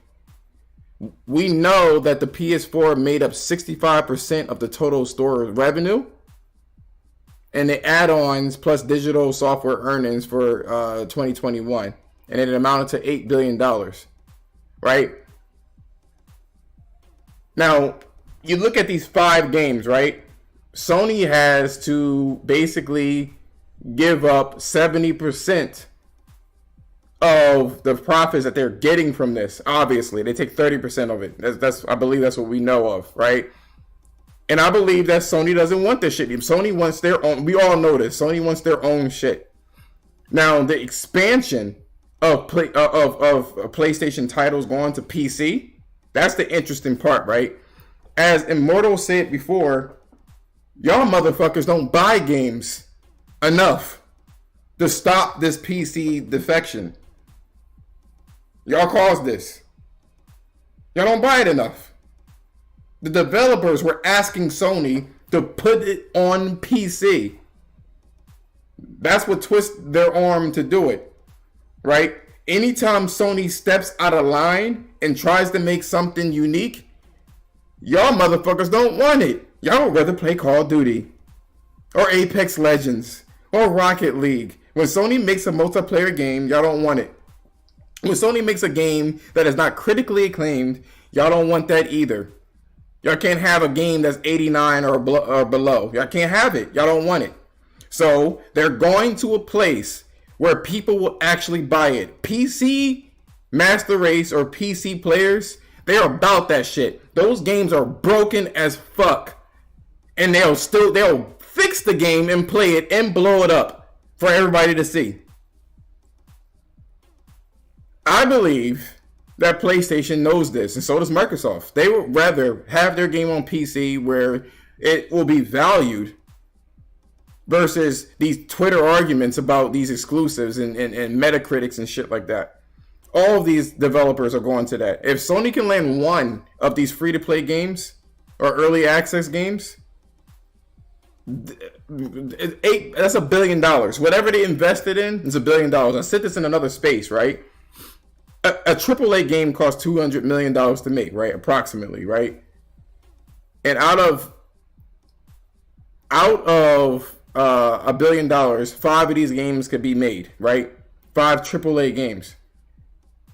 If they take this money, if they allocate $1 billion for a free-to-play game and then really put their foot into it and really make it work, those games have the potential to bring them $4 billion back into their pockets after that $1 billion investment. It's unfortunate, but that's where the market is going. This is why Game Pass exists. And I believe Game Pass, the way that it's going to work is smaller games. Not because that they're cheap, but time is a currency. Time is a currency, which means you can't have a large game, right, and then neglect everything else. It has to run its course for a certain amount of time so you can jump to the next game and the next game and the next game. The attention span for people are decreasing anyway. This is why TikTok is really big. This is why YouTube made YouTube Shorts. You can't have a large game without complaints. So they're going to, by default, make these games short or bite-sized or something of that nature. That's where the direction is. So, as mentioned earlier in the space/podcast, that Sony is taking into account multiplayer when they make these single-player games. If you play Forbidden West, you start to see it has multiplayer like function and mechanics. And so did Returnal. So did Ghost of Tsushima. Every time they make a multiplayer game, they're going to have these mechanics in there so they can easily port over some sort of free-to-play or multiplayer game that's games as a service where they don't have to invest so much time or get another team to make it. They bought Bungie so they can be taught how to release content. Now, with that being said, I'm going to leave it to the floor. What do you guys think of that idea? And do you dislike it or like it? Whoever want to jump in. Oh, Ninja, go on. You raise your hand. Yeah. I don't have any problem with it. I think it's a natural course of the industry. I think even if, like, people are saying these games aren't selling well, but I think they're selling well. It's just that Sony is a for-profit company, right? So they have to always show growth, right? And also show increased engagement. Sony is seeing this way as a way to increase engagement. And if you look at it, the games that people engage the most with are multiplayer games as a service games. And it's not because these games are necessarily better. It's just the way they're designed. Like, I come back from work, I'm tired as hell. I might not have the energy to go back into something like Horizon Forbidden West, even though I do love that game. It's my game of the year at the moment. Well, I might want to play something a little bit more bite-sized. So I might hop on Battlefield. I might hop on Apex, just get some 50 minutes in before bedtime or whatever. And a lot of people are doing that, and that drives up engagement. And Sony, just like Microsoft and every other company out there, is seeing that that's where the money is. PC players support those type of games. If you want your game to become big as a big games as a service game, just as a big multiplayer game, you're definitely gonna have to release on PC. I mean, that's a de facto thing. In fact, that's why I think Sony primarily moved towards PC, because they do have huge games as a service dreams. And a lot of their games, they can't just release like Horizon multiplayer without introducing PC players to Horizon in some kind of way. It's stupid. Like, you want people to be engaged in the world first before you get them engaged in the multiplayer. So I think it's a smart business decision. I totally agree with you. Let me pause you really quickly and I'll let you go again. I totally agree with you. That's why I don't think that the single player is going to go anywhere. When you get people invested with a single player experience and characters and stuff like that, then you create a stronger attachment to the IP itself. But go on, please. Yeah.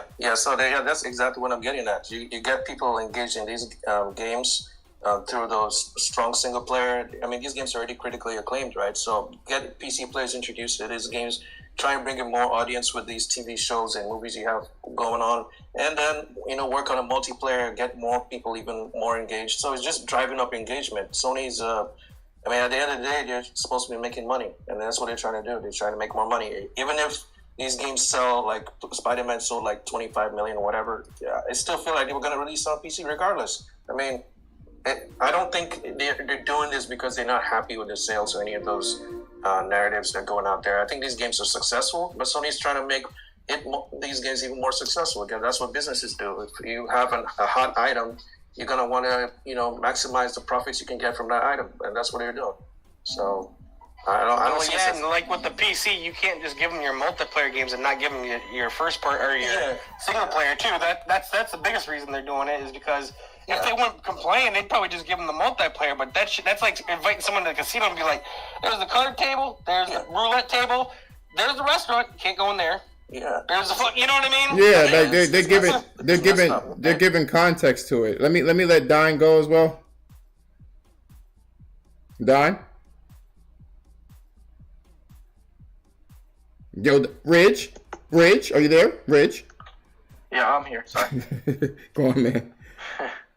What was the topic before? I was kind of doing something on the side. Oh, no problem. You had your hand up. That's why I thought you were going to say something. Basically, we were talking about games as a service and how games as a service is basically like the way I feel that Sony is going to like really position it is just quite simply they are already creating their single player AAA experiences with these games as a service mechanics in there so they can kill two birds with one stone.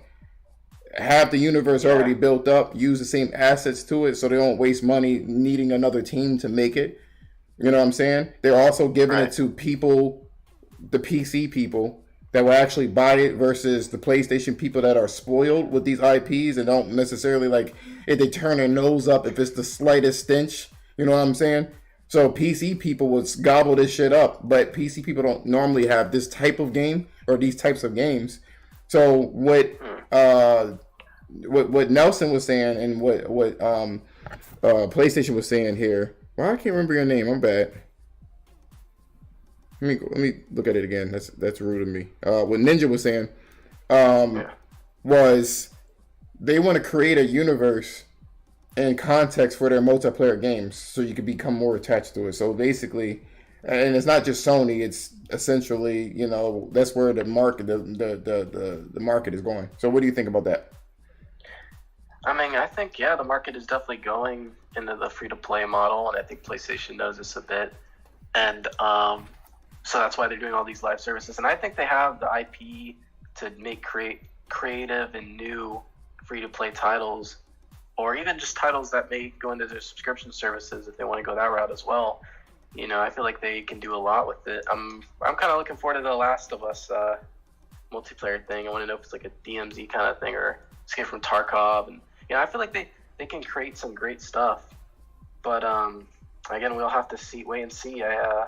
I think it can go well on PC as well, because a lot of streamers get that attention. Yes, and, yes. They can really get that out there. I think they do. The PC, and just pause really quickly. You're so fucking right because the PC people and those streamers be putting games like what's that 30 nights or for whatever the fuck it was.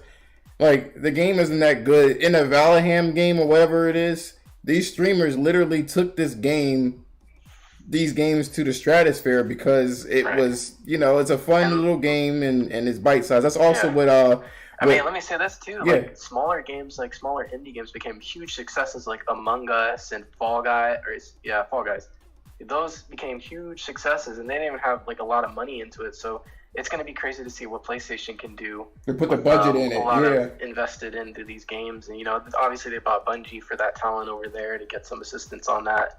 So even as a primarily Xbox person, it's very exciting to see how they go with it because I am pretty big on like shooters and like I guess a lot of live services now with Apex and Call of Duty, Warzone, now, and especially Overwatch too since I'm playing that a lot. So I'm very interested to see what they do next, and I'm sure they'll do some great stuff. And it's funny too, like some of these games where they're not trying to corral you in a certain narrative or whatever the case is, they just kind of throw you out there and they have like their mechanics and it's not that complicated because they don't have the money to make it complicated. You know what I mean? It gets to a point where it makes it like one of my favorite games of all time, which is crazy, is 7 Days to Die. I had some incredible time. Oh yeah, that's a good game. Yeah. And with that game, the systems were very easy to understand because it had to be. You know what I mean? They just kind of made a game. That DayZ, like they could do a DayZ multiplayer version because I know DayZ wasn't the most successful game that they've had. They like brought it back in a multiplayer survival setting, like DayZ, or like that would be honestly really, really good because they have a lot of IP that are could multiplayer side of things and really be successful, I believe. So I think that's going to be exciting to see. And I think that anything like it. And I think that what they're going to end up doing is what did they say about the PSP back in the day? They said they're going to bring handhelds out of the gaming ghetto. I think that they're going to bring games as a service out of the fucking gaming ghetto. That's what I think. That's what they're going to do. They're going to invest a lot of money to make it look good, and it's not going to cost that much money for them because they're already taking into account. You know what I mean? The mechanics of it. So I'm going to go to DeAndre and then Immortal. DeAndre. Yeah, I'm here, man. Yeah, you have your hands up. Damn, it's going for a minute. All right, trying to remember where you left off at. Game Pass, and you talking about Game Serve for PlayStation? Oh, hell no. Wait a minute. Oh, no. Come on, DeAndre. Don't do this to me. Don't do this to me, man. He wasn't even... I'll get back to you, okay? I'll explain it afterwards. Immortal, go on, man. So to kind of go with what you're saying with the games as a service that Sony's, working on and stuff, and then just in general, right? Games as a service can be a good thing if they use it, like you said, to fuel the first party identity of like the single player, the things that made, Sony. So I hope, and we just don't know at this point until we know, whether or not they're gonna go ahead and take these games as a service and then just keep expanding upon it, and then not prioritizing the amount in a generation they come out with the first party big budget games, or are they going to use that to help get more first party big budget games out? And I hope both Microsoft and PlayStation use it to help fuel and hire more people in these studios to come out with these big budget first party games on a more consistent basis throughout the generation. That's what I would like to hope. We just don't know, and we know how corporations work. They can go either way, and I just hope they go the right way for the consumers. They lost money in the PS3 era, so it took them a while to recuperate. Once they did, a lot of their studios have grown quite a bit. Like Guerrilla's like 350 now, and they were at 200. Naughty Dog was at 200. Now they're at 500, and they got like 90 open positions. Right, and that's what I'm saying, right? The good could come out with still getting us more first-party content, because I feel like we've been in a lull where a lot of these corporations are playing it safe and sticking to what has been successful in the past and are afraid to branch off. And I personally, and this is just me, I personally think the PS3 era was the best era for PlayStation because they gave us diversity. That's when we got the mags and the SOCOMs and the Resistances and heavy rains and stuff like that. Whether they were second party or not, they were willing to help fund those games. And what I'm saying is I hope these games as a service get Xbox and Sony to be willing to take chances on new IPs, so that way we have more established IPs that we come to love just as gamers in general. Because that's what I want to see. I don't want to see it stagnate with the same kind of IPs, just in different variations of it, right? Now, keep in mind that it's not just going to be for consoles. They are still working on the mobile games. So some of these IPs are going to be exclusively for mobiles. So it is always good to have growth. And that's what they're kind of doing. But I feel like Sony has kind of like kept a watchful eye of what's going on. They have their stores, so they know what sells and what doesn't. In terms of one of the reasons why I'm not afraid of this shit is because they need these IPs, because they're using the IPs in other areas of Sony, like the movies or shows. You know what I'm saying? So they're going to have to get them to make decent enough IPs so they can convert them into shows and stuff like that. Because that's another arm that Sony is in, where there's no creativity in movies right now. Like none. You know what I mean? Even the superhero movies are fucking dry. It's MCU and that's it. You know what I'm saying? That's it. I agree. I think it's because of all the streaming fucking shit now, because, what was it, The Northman or something like that? Wouldn't seen that movie lost money because nobody goes to the movie theater unless it's MCU, so everything sucks. Yeah. The fucking Maverick. What was that game? That movie, that airplane game. What was it with Tom Cruise? Oh, Top Gun. Yeah, that was like the only MCU movie. That's like the only fucking superhero one. movie that made money in the last like 3 years. I think.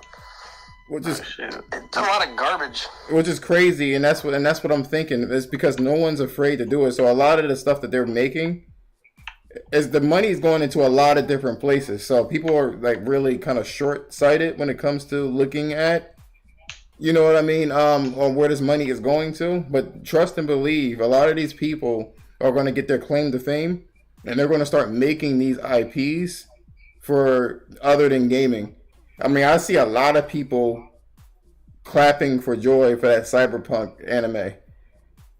You know what I'm saying? So that's all I'm saying. DeAndre, do you understand what's going on now? Yeah, I'm with you. Can you hear me? Yeah, I can hear you. Okay. Yeah, I'm with you guys on this, man. Jeez, there's a lot y'all just shared, man. Damn. I can't wait till Sony actually release some more of their games to the service. So far, they had Destruction All Stars and GT7. No, I don't even think that was the crack at it. The All Stars. I think Gran Turismo was the first one that they've made, and you can't even count that because they've been kind of doing that anyway with sports. So I want to they haven't really. It was 6 too. Well, I'm talking about legitimate, when there's no online access, the game is like diminished greatly, that type of shit. You know what I'm saying? So, but they see the numbers. They see the numbers that they're making a shit ton of money. And look, a lot of us that's in here are older gamers that we are so used to the old way of things. And it stings. Like, I'm a big music person. I love music, but the problem with that is, I would love to have the old R&B. I'm a big R&B fan. I would love to have the old R&B shit, yo. But all I hear is slapper ass. I don't want to hear this shit. Spotify and stuff. Music sucks too. Subscription services. That's why I don't like it. No. Spotify allows people to have access to music more often because before. Yeah, nobody makes money off their music no more, so nobody makes good music no more. That's what I'm saying. This is the future. True. This is the future. No, it is true. They expand the genre, man. It's always good music every year. Man, I'm gonna tell you this. I'm gonna tell you this, right? If you can't listen to that song 10 years after the fact, then that song is trash. It don't have to stay in power. It's a trashy ass song. That's all I'm saying. But go on, man. How you feel about games as a service? I guess that's my question. Like I was saying, I'm looking forward to Sony releasing more, man. Because I'm pretty excited, especially with the talent Sony has. You know, especially about factions. Because I'm a huge faction fan since like the PS4 mess when I jumped into it. Can't wait. And anything else they got in the pipeline coming up with all their studios that are, secretly working on stuff will be great. Let's see what Sony can do. I mean, at the end of the day, they're sort of kind of behind when you compare it to what Nintendo's doing and what Microsoft is doing. But overall, once they really get the ball rolling, outside of Gran Turismo success, but like when they get something that can hit from their own first-party studio, I'm just excited, man. I honestly, I am too. Like I was telling my friend, and I'll say this last thing, and I'll wrap it up like a condom. Here's what I envision factions to be, right? I envision factions to be a story every month, right? That'll keep the developers fed with making content, right? So you would interact with these particular, you would be like a nameless group of let's say 4 people, right? Just to make it simple. And you will interact with the storyline of things, right? And it's going to be kind of like an open world type game where you have to go out there and get resources and deal with the story beats, but you won't be the only faction, right? Everyone needs to go out there. Like they all hear that there's like crazy loot in this one area, so you all have to kind of sneak out there and you got to be always connected. You know what I'm saying with the world itself like that. Like you get to go to like rest and stuff like that, kind of like Ark. where you have to go in there and rest in your own shit and whatever the case is. So you have an objective within the world. You have to avoid clickers and stalkers and bloaters and all the other shit. But so does everyone else. And they got to avoid you too to get this item, to push this particular monthly story along or quarterly story along. You know what I'm saying? So maybe you'll meet somebody like, I don't know, Abby or Leb or whomever that's in the story, and you're helping them out in this particular area. And the story beats, like, they will divide it within this quarter or month or whatever the case is, or every week is like a progression of this particular story. You know what I mean? And you have to get supplies for your base, for your faction. You know what I mean? They make better weapons and shit like that, but it's an open world setting, and you do have to go back to the base and go to sleep. So when you log out, you log out. Yeah, and you build assets and stuff like that, and reinforcements and shit.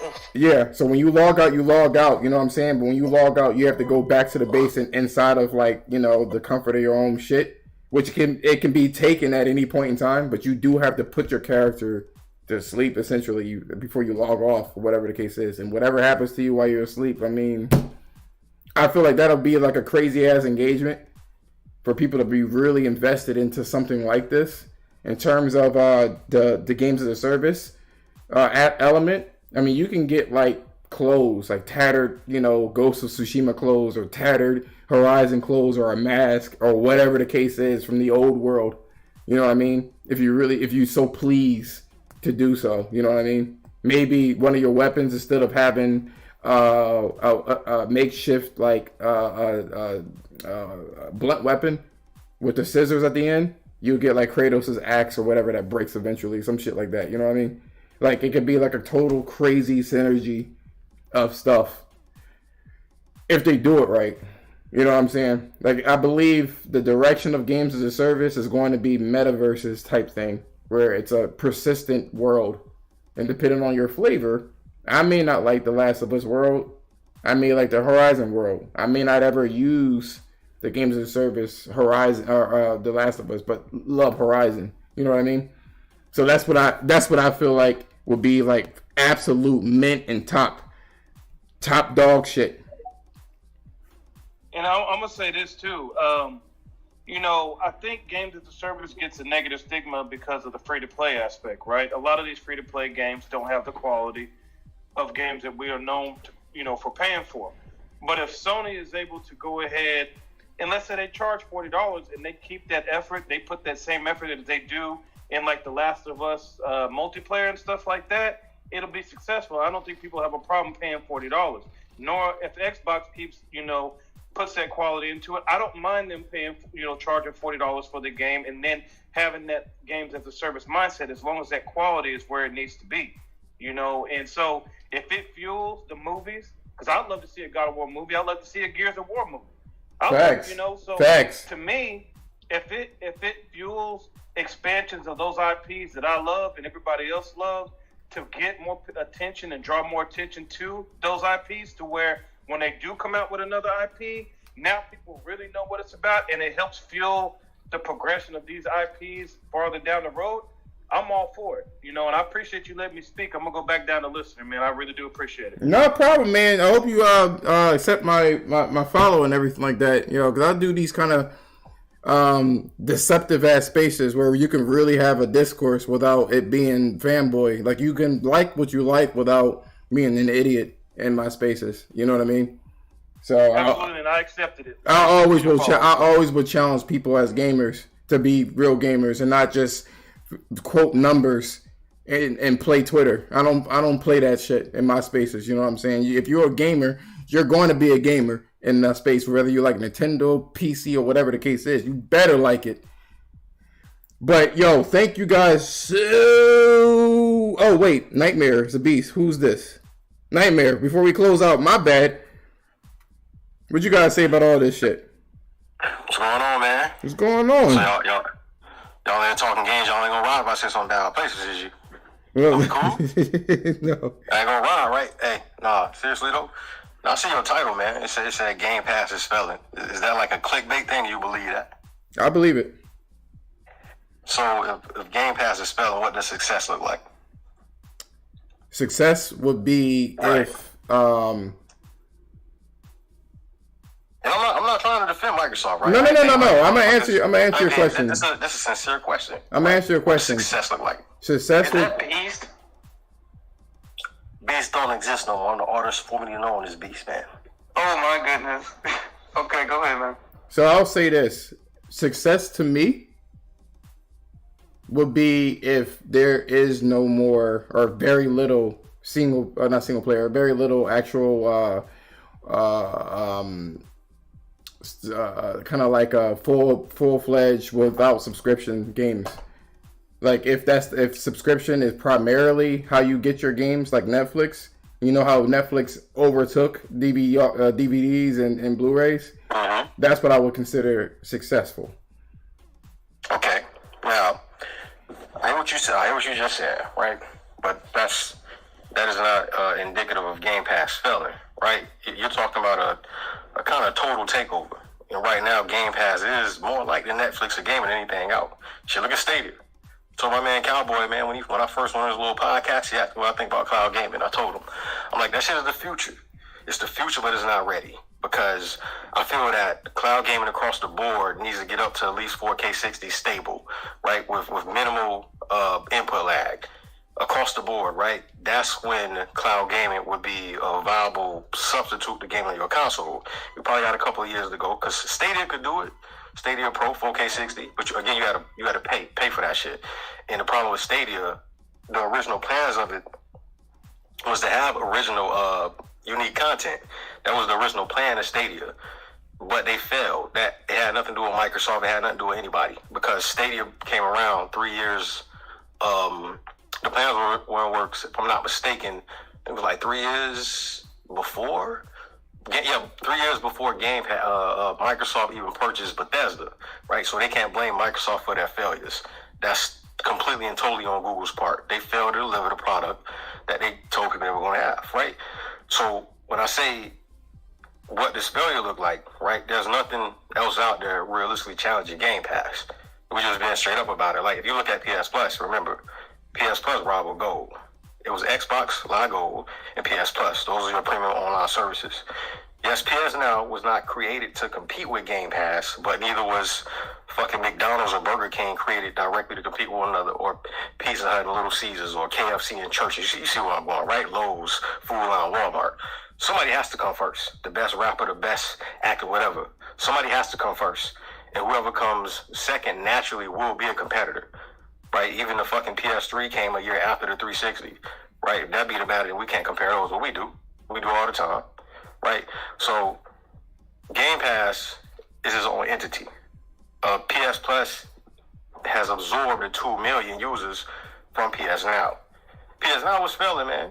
That shit hurt for people to hear, but it failed not because people wanted it to fail. Right, I want PlayStation to be great. I'm an OG PlayStation dude, bro. I told you I come from fucking Parappa the Rapper, Jet Moto, Fighting Force, fucking Bushido Blade. I come from all that shit. You know what PlayStation can do for me when y'all talk about this games as a service, right? Because I feel Game Pass is unwrong for what it is. That's just being straight up. But if I was a Sony hater, I wouldn't give a fuck about their future. I'll say what they need to do: make Twisted Metal into a games as a service. Twisted Metal. They are. I don't know. Right now, that's not really confirmed. Yeah, that's not confirmed. No, it hasn't been confirmed. I'll tell you this. DM me that. DM me where you see that confirmation at, right? Because we're hearing talks of it, but I haven't seen it being confirmed as a games as a service game. That's what I'm talking about. Make it a games as a service game. Let you make your own cars, right? Sweet Tooth, motherfucking Dark Side, Thumper, all them. They be premium characters, like kind of heroes that spawn in fucking Battlefield, Battlefront, the XYZ, right? Do it like that. That shit'll pop off easy. Because that's a game that we grew up on PlayStation. You know how many people came together to play some fucking Twisted Metal? Right? With the Rob zombie music going in the background. I know what the fuck that nigga was until Twisted Metal. Right? They take and make that shit as a game as a service. That would be dope. Dig into some of their PS1 and PS2 IPs. That should be their games as a service. Because from what we seeing, Destruction All-Stars didn't get love. Battlground Spawn didn't get love. Shit, Godfall didn't get love. Right? And it's not that bad. I put about 80 hours in that game, man. Got about 80-something hours in Godfall. Like a former PlayStation game. It didn't get love. It didn't get love anywhere. I feel like, and the thing is, right? And you can listen to the entire space. Like I said, I gave my reasoning for it, and I really for in terms of Game Pass failing. I feel like it's failing because it's not growing the way that a service is supposed to grow, right? That's my particular reason. That's my assessment. Especially what you're pumping into it. A lot of it's what you're putting into it and what you're getting out of it. Yeah, so it's that, and a lot of people say, hold on, wait, and a lot of people say this, right, about PlayStation Plus being a competitor. They never said it was a competitor for Game Pass. It was to be an answer for it, but not a competitor. I still. You've seen the chart, right? Say again. You seen that chart people were spreading around when it was like PlayStation is first and they got PS Plus, when you pretty much comparing y'all essentially gold subscription numbers to a gaming service that's completely separate from gold, right? So that's an insincere chart. You know the chart motherfuckers like King Thrash and everybody celebrate, right? And y'all know I done talked Thrash multiple times about a lot of shit, right? And a lot of these other dudes. When you say what you're getting out of it versus what you're putting in, there is nothing out there that competes with Game Pass anywhere near in the same realm. PS Now failed because it couldn't deliver that same interest. PS Now was supposed to be an answer to streaming services and Gaikai. So I'm in telecommunications, like my job, right? My actual life job. It's not going to happen in the next 15 years. That type of service.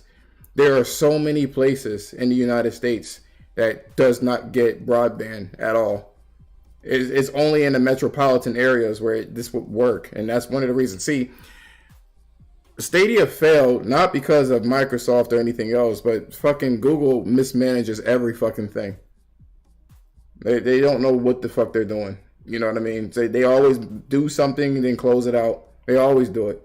You know what I mean? YouTube is their greatest success in the Android platform. That's pretty much it.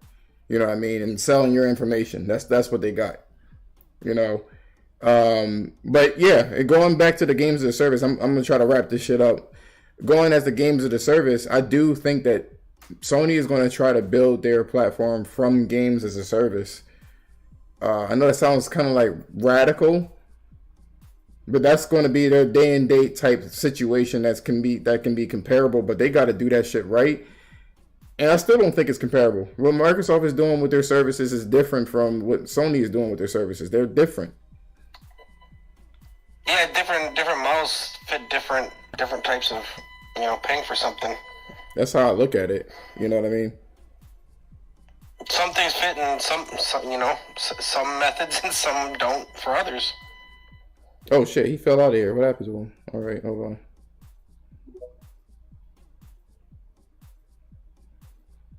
Oh yeah, man, still here? Yeah, I think I lagged out in space or some shit, man. My phone turned this side on. That shit was crazy. But no, I hear what you're saying, man. But like PS Now again, it goes back to what I was saying, right? A lot of things are not created to be competitors, but they end up competing. That's the nature of fucking humanity, right? And civilization. PS Now, you could download the games as well as stream them, right? So it essentially did the same thing Game Pass did before Game Pass started doing what Game Pass is doing now, right?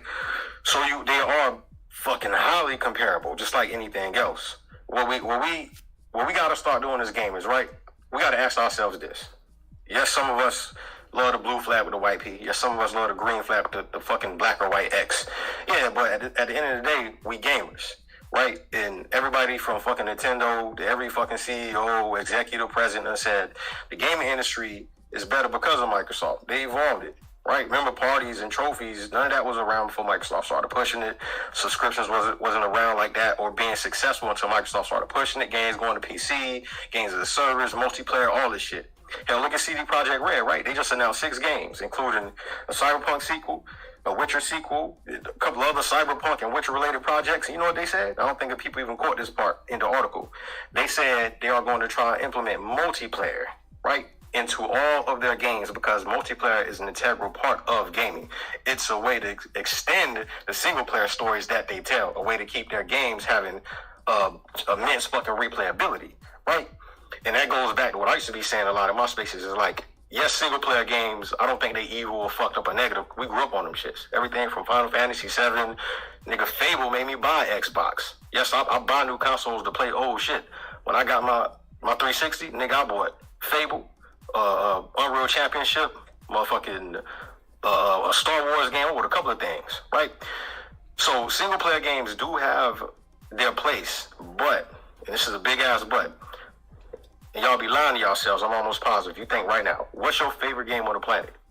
If you could take that game and add a buddy or two to it, right? You enjoy that shit 10 times more. That's any game. Now, yeah, single player games dope now, but you think of every single player game and you can put somebody to play with, it's always going to be better because we live in a multiplayer world. We multiplaying right now. We're social creatures. Now, I will say this, and I'm sorry for cutting this shit short, but I definitely got to go. You good, man. I don't know how long this been going on. I was watching motherfucking Tales from the Hood with my lady, man. This is like 2 hours and almost 30 minutes. So I will say that I don't like running these spaces like that too, especially when I run. I'm meant for this to be 30 minutes.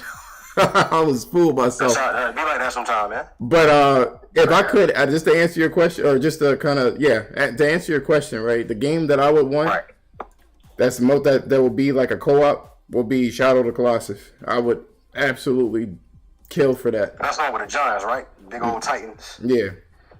Y'all never played it. It looked dope though. Yeah, that would. It was supposed to be co-op when it first came out, but they focused on the single player. So I think you have some validity there. We gotta just see how this shit is gonna go. You know what I'm saying? We really do. But I'm gonna actually do my little summary before I close out of here. Wait, I have a few questions. Yeah. All right, this is directed towards Nightmare, so you can respond as much as you want. But I'm just curious to know what exactly happened for you to start with a whole another account and kind of change your ways. You know what's funny? I ain't changed my ways. I'm the same nigga, man. I've been the same nigga since I came here. It depends on who I'm dealing with, just like real life, right? If you're at a park or you're walking with your family or somebody, if you're around cool people, you're going to be cool. But if somebody comes up trying to start shit with you and you ain't the type of person to tolerate shit, then you're going to respond accordingly, right? As far as my account, like I said, what happened with that? A bunch of motherfuckers, y'all know, dude. They ain't even give him no clout, right? Everybody know I played Thrash, beat him in fucking Tekken, took some money from him. Also did that to another nigga, the C-Bomb nigga, right?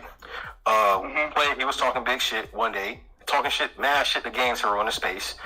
Somehow I think he challenged me to a game. I'm like, okay, bro, you on PlayStation, I'm on Xbox, so there's but so much we can play. Mortal Kombat, that's crossplay, right? He said, sure, I'll whoop your ass, blah, blah, blah. Fast forward, a couple of months went by. Dude had all kind of excuses. We asked him about it. He finally said, okay, I can play XYZ, right? So, long story short, we get down to plan. Bet him $100. It was $100 and the name changed for a week. Beat the dog shit out that nigga. I even let him beat me down to one bar and came back. I flexed on him just because I knew I could, right? Because I actually play games. I play a lot of different shit. So I beat him, took $100 from him, made him change his name for a week. So after that, right? He wrote me, he was like, good shit, comment on a couple of posts, like, we good. Like, okay, you go your way, I go my way, we shake hands as gentlemen.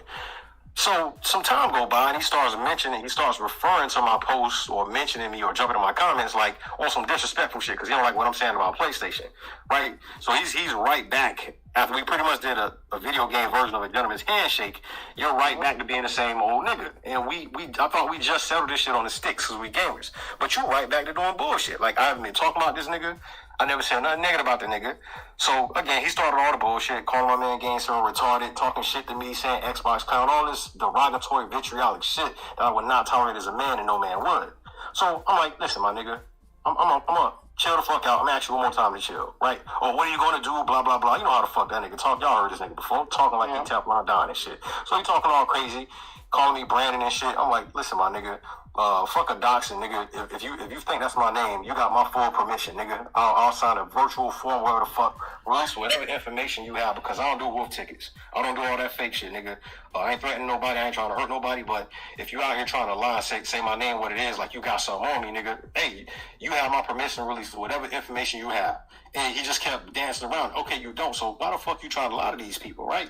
So I'm like, but I do have your information, because there's a lot of people that don't like a lot of these guys. It's not me. There's people that generally don't like these dudes because they go around harassing people fucking day in and day out for no fucking reason. So somebody has sent me him and his wife's LinkedIn. So he was talking a bunch of shit to me, and I said, put my information out if you got it, my nigga, or just chill with that shit and let's get back to talking, like, man, stop all the bullshit. And he kept talking. I'm like, nigga, put my shit out like this. Like I got yours. This you. We're real people. You're not talking to a beast of truth. That doesn't exist. I'm the nigga behind the fucking profile, just like you're this nigga, right? That's really all I said. I didn't talk no shit to nobody's kids. I made a few jokes about his wife teeth because, again, he just the nigga that called people retarded, talk all this shit to me. So I said a couple things about his wife teeth, nothing too crazy. But I was like, just like, this is you, nigga. This is y'all's information. I posted that shit about 4 or 5 times. Again, the shit he was saying to me, much more egregious. All kind of retarded shit, crazy shit. So what he did, that KJN dude, y'all know him. He got like 4,000 followers or some shit. The nigga responded to something of mine that same day or within that same 2 days. And I'm like, bro, I don't like doing all the back and forth in the comments with people. I'd rather do this, what we doing right here, right? We can talk respectfully, talk about gaming XYZ. The KJN nigga was like, nah, you just want to control your spaces and mute people and say you want. Like, my nigga, what I'm doing with y'all right now, the vast majority of spaces, this how I be. I don't be in no kind of power. I don't desire power. No kind of power or control makes you. You can host a space and be the wackest nigga in the world. You can have 1 million followers and be the wackest nigga in the world. On the contrary, you can be a nobody and be one of the most wisest niggas in the room. So I'm like, nigga, I don't need that. Matter of fact, I'll tag a couple people who are neutral with both sides that will host them. One was SG and one was TZ, right? Two dudes that mingle on both sides. He literally ignored that shit, the KJN nigga, and said, oh, he went to retweet and say, oh, Beast of Truth is trying to pull me into space so he can mute me and yell at me. Like, you know, the traditional talking point bullshit niggas love to do. I'm like, nah, nigga, TZ talking to you, SG talking to you, but you are ignoring them. The KJN nigga just literally ignored both of these brothers while they're talking to him, saying we can mutually host. He can't have power, you can't have power. So, right, now remember that. That's important. KJN goes silent after that. He went silent. He stopped talking after 2 neutral niggas said we will host and y'all can have a conversation. I literally said, bro, keep it respectful like y'all doing, and it can be just like this. But if you try any fanboy shit and try to turn up on me, it's going to go left. Like, again, he stopped talking. So later on that day, that's when the shit happened with me and old boy. He's saying, you know, you're Brandon or whatever. I'm like, no, nigga, I'm not Brandon, but this is you. Now do the same. So what I found out, what KJN did, also MJ Hernandez, that's a fake Xbox nigga. He ain't a real gamer. All the little nigga do is play motherfucking Doom occasionally. He jumped on my Grand Theft Auto. He's a fan. He's a big time fan. DM me, all kind of shit, right? So even on the Xbox side, niggas ain't real. MJ one of them, right? What happened, he was a little nigga that was talking shit. You know, I do what I do. Challenge that nigga to a space. You do all these little edgy tweets, man. Hop in this space. You calling me stupid. Prove that shit. I'll embarrass you, nigga. He ain't want to do it. So, you know, I don't mean to rant, but to tie it all together. What happened? KJN went quiet. C-Bomb ended up blocking me after, you know, I dropped his information after he tried to say that was me or whatever. Got that nigga mad. Little MJ stopped talking. When I found out all of them banded together, since they couldn't do shit to me man to man or no debate, they all mass reported me and got their friends to mass report me when I shared.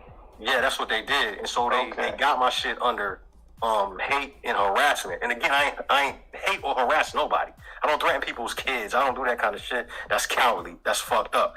If you say something about me, I'm gonna say something in that same vein towards you. Now I might say something about your lady or whatever if you getting disrespectful with me because nigga, that's not your kid or nothing.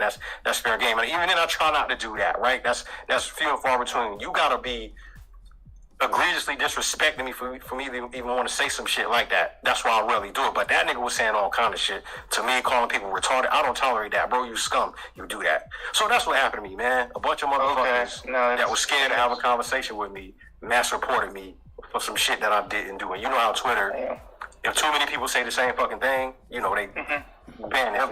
That's what all automated too. Yo, I'm gonna say this, yo. I'm gonna say this.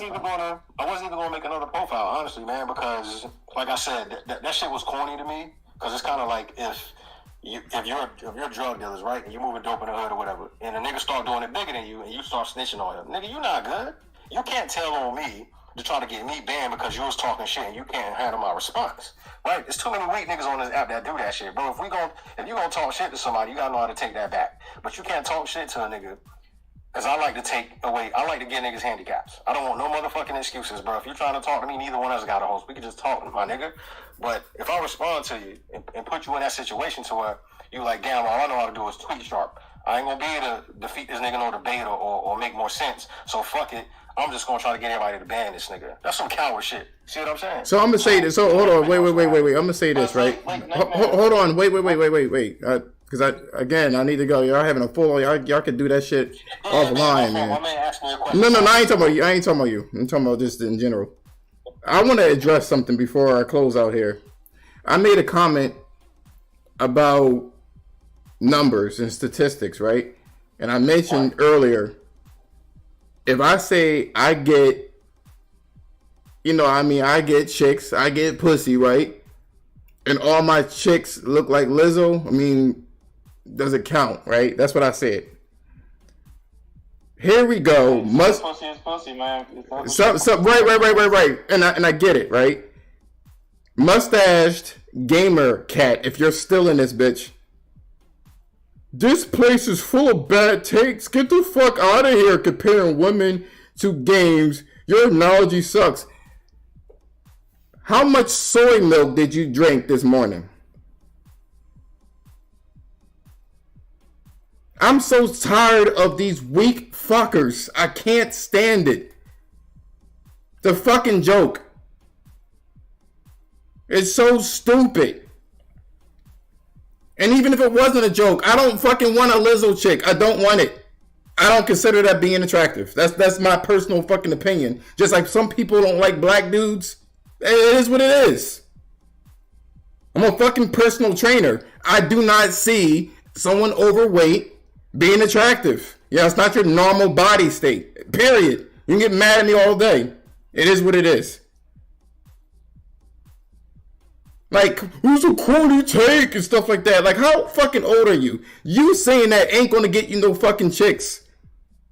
And if you do have a wife or girlfriend, I guarantee you a submissive fucker. I'm pretty sure you are.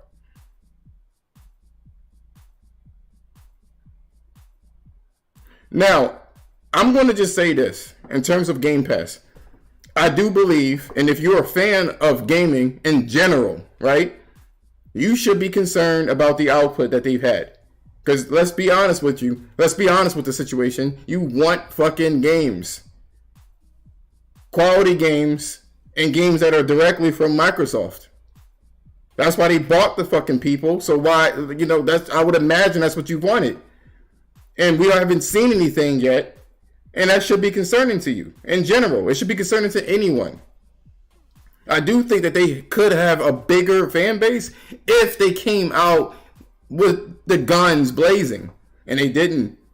They didn't come up with guns blazing.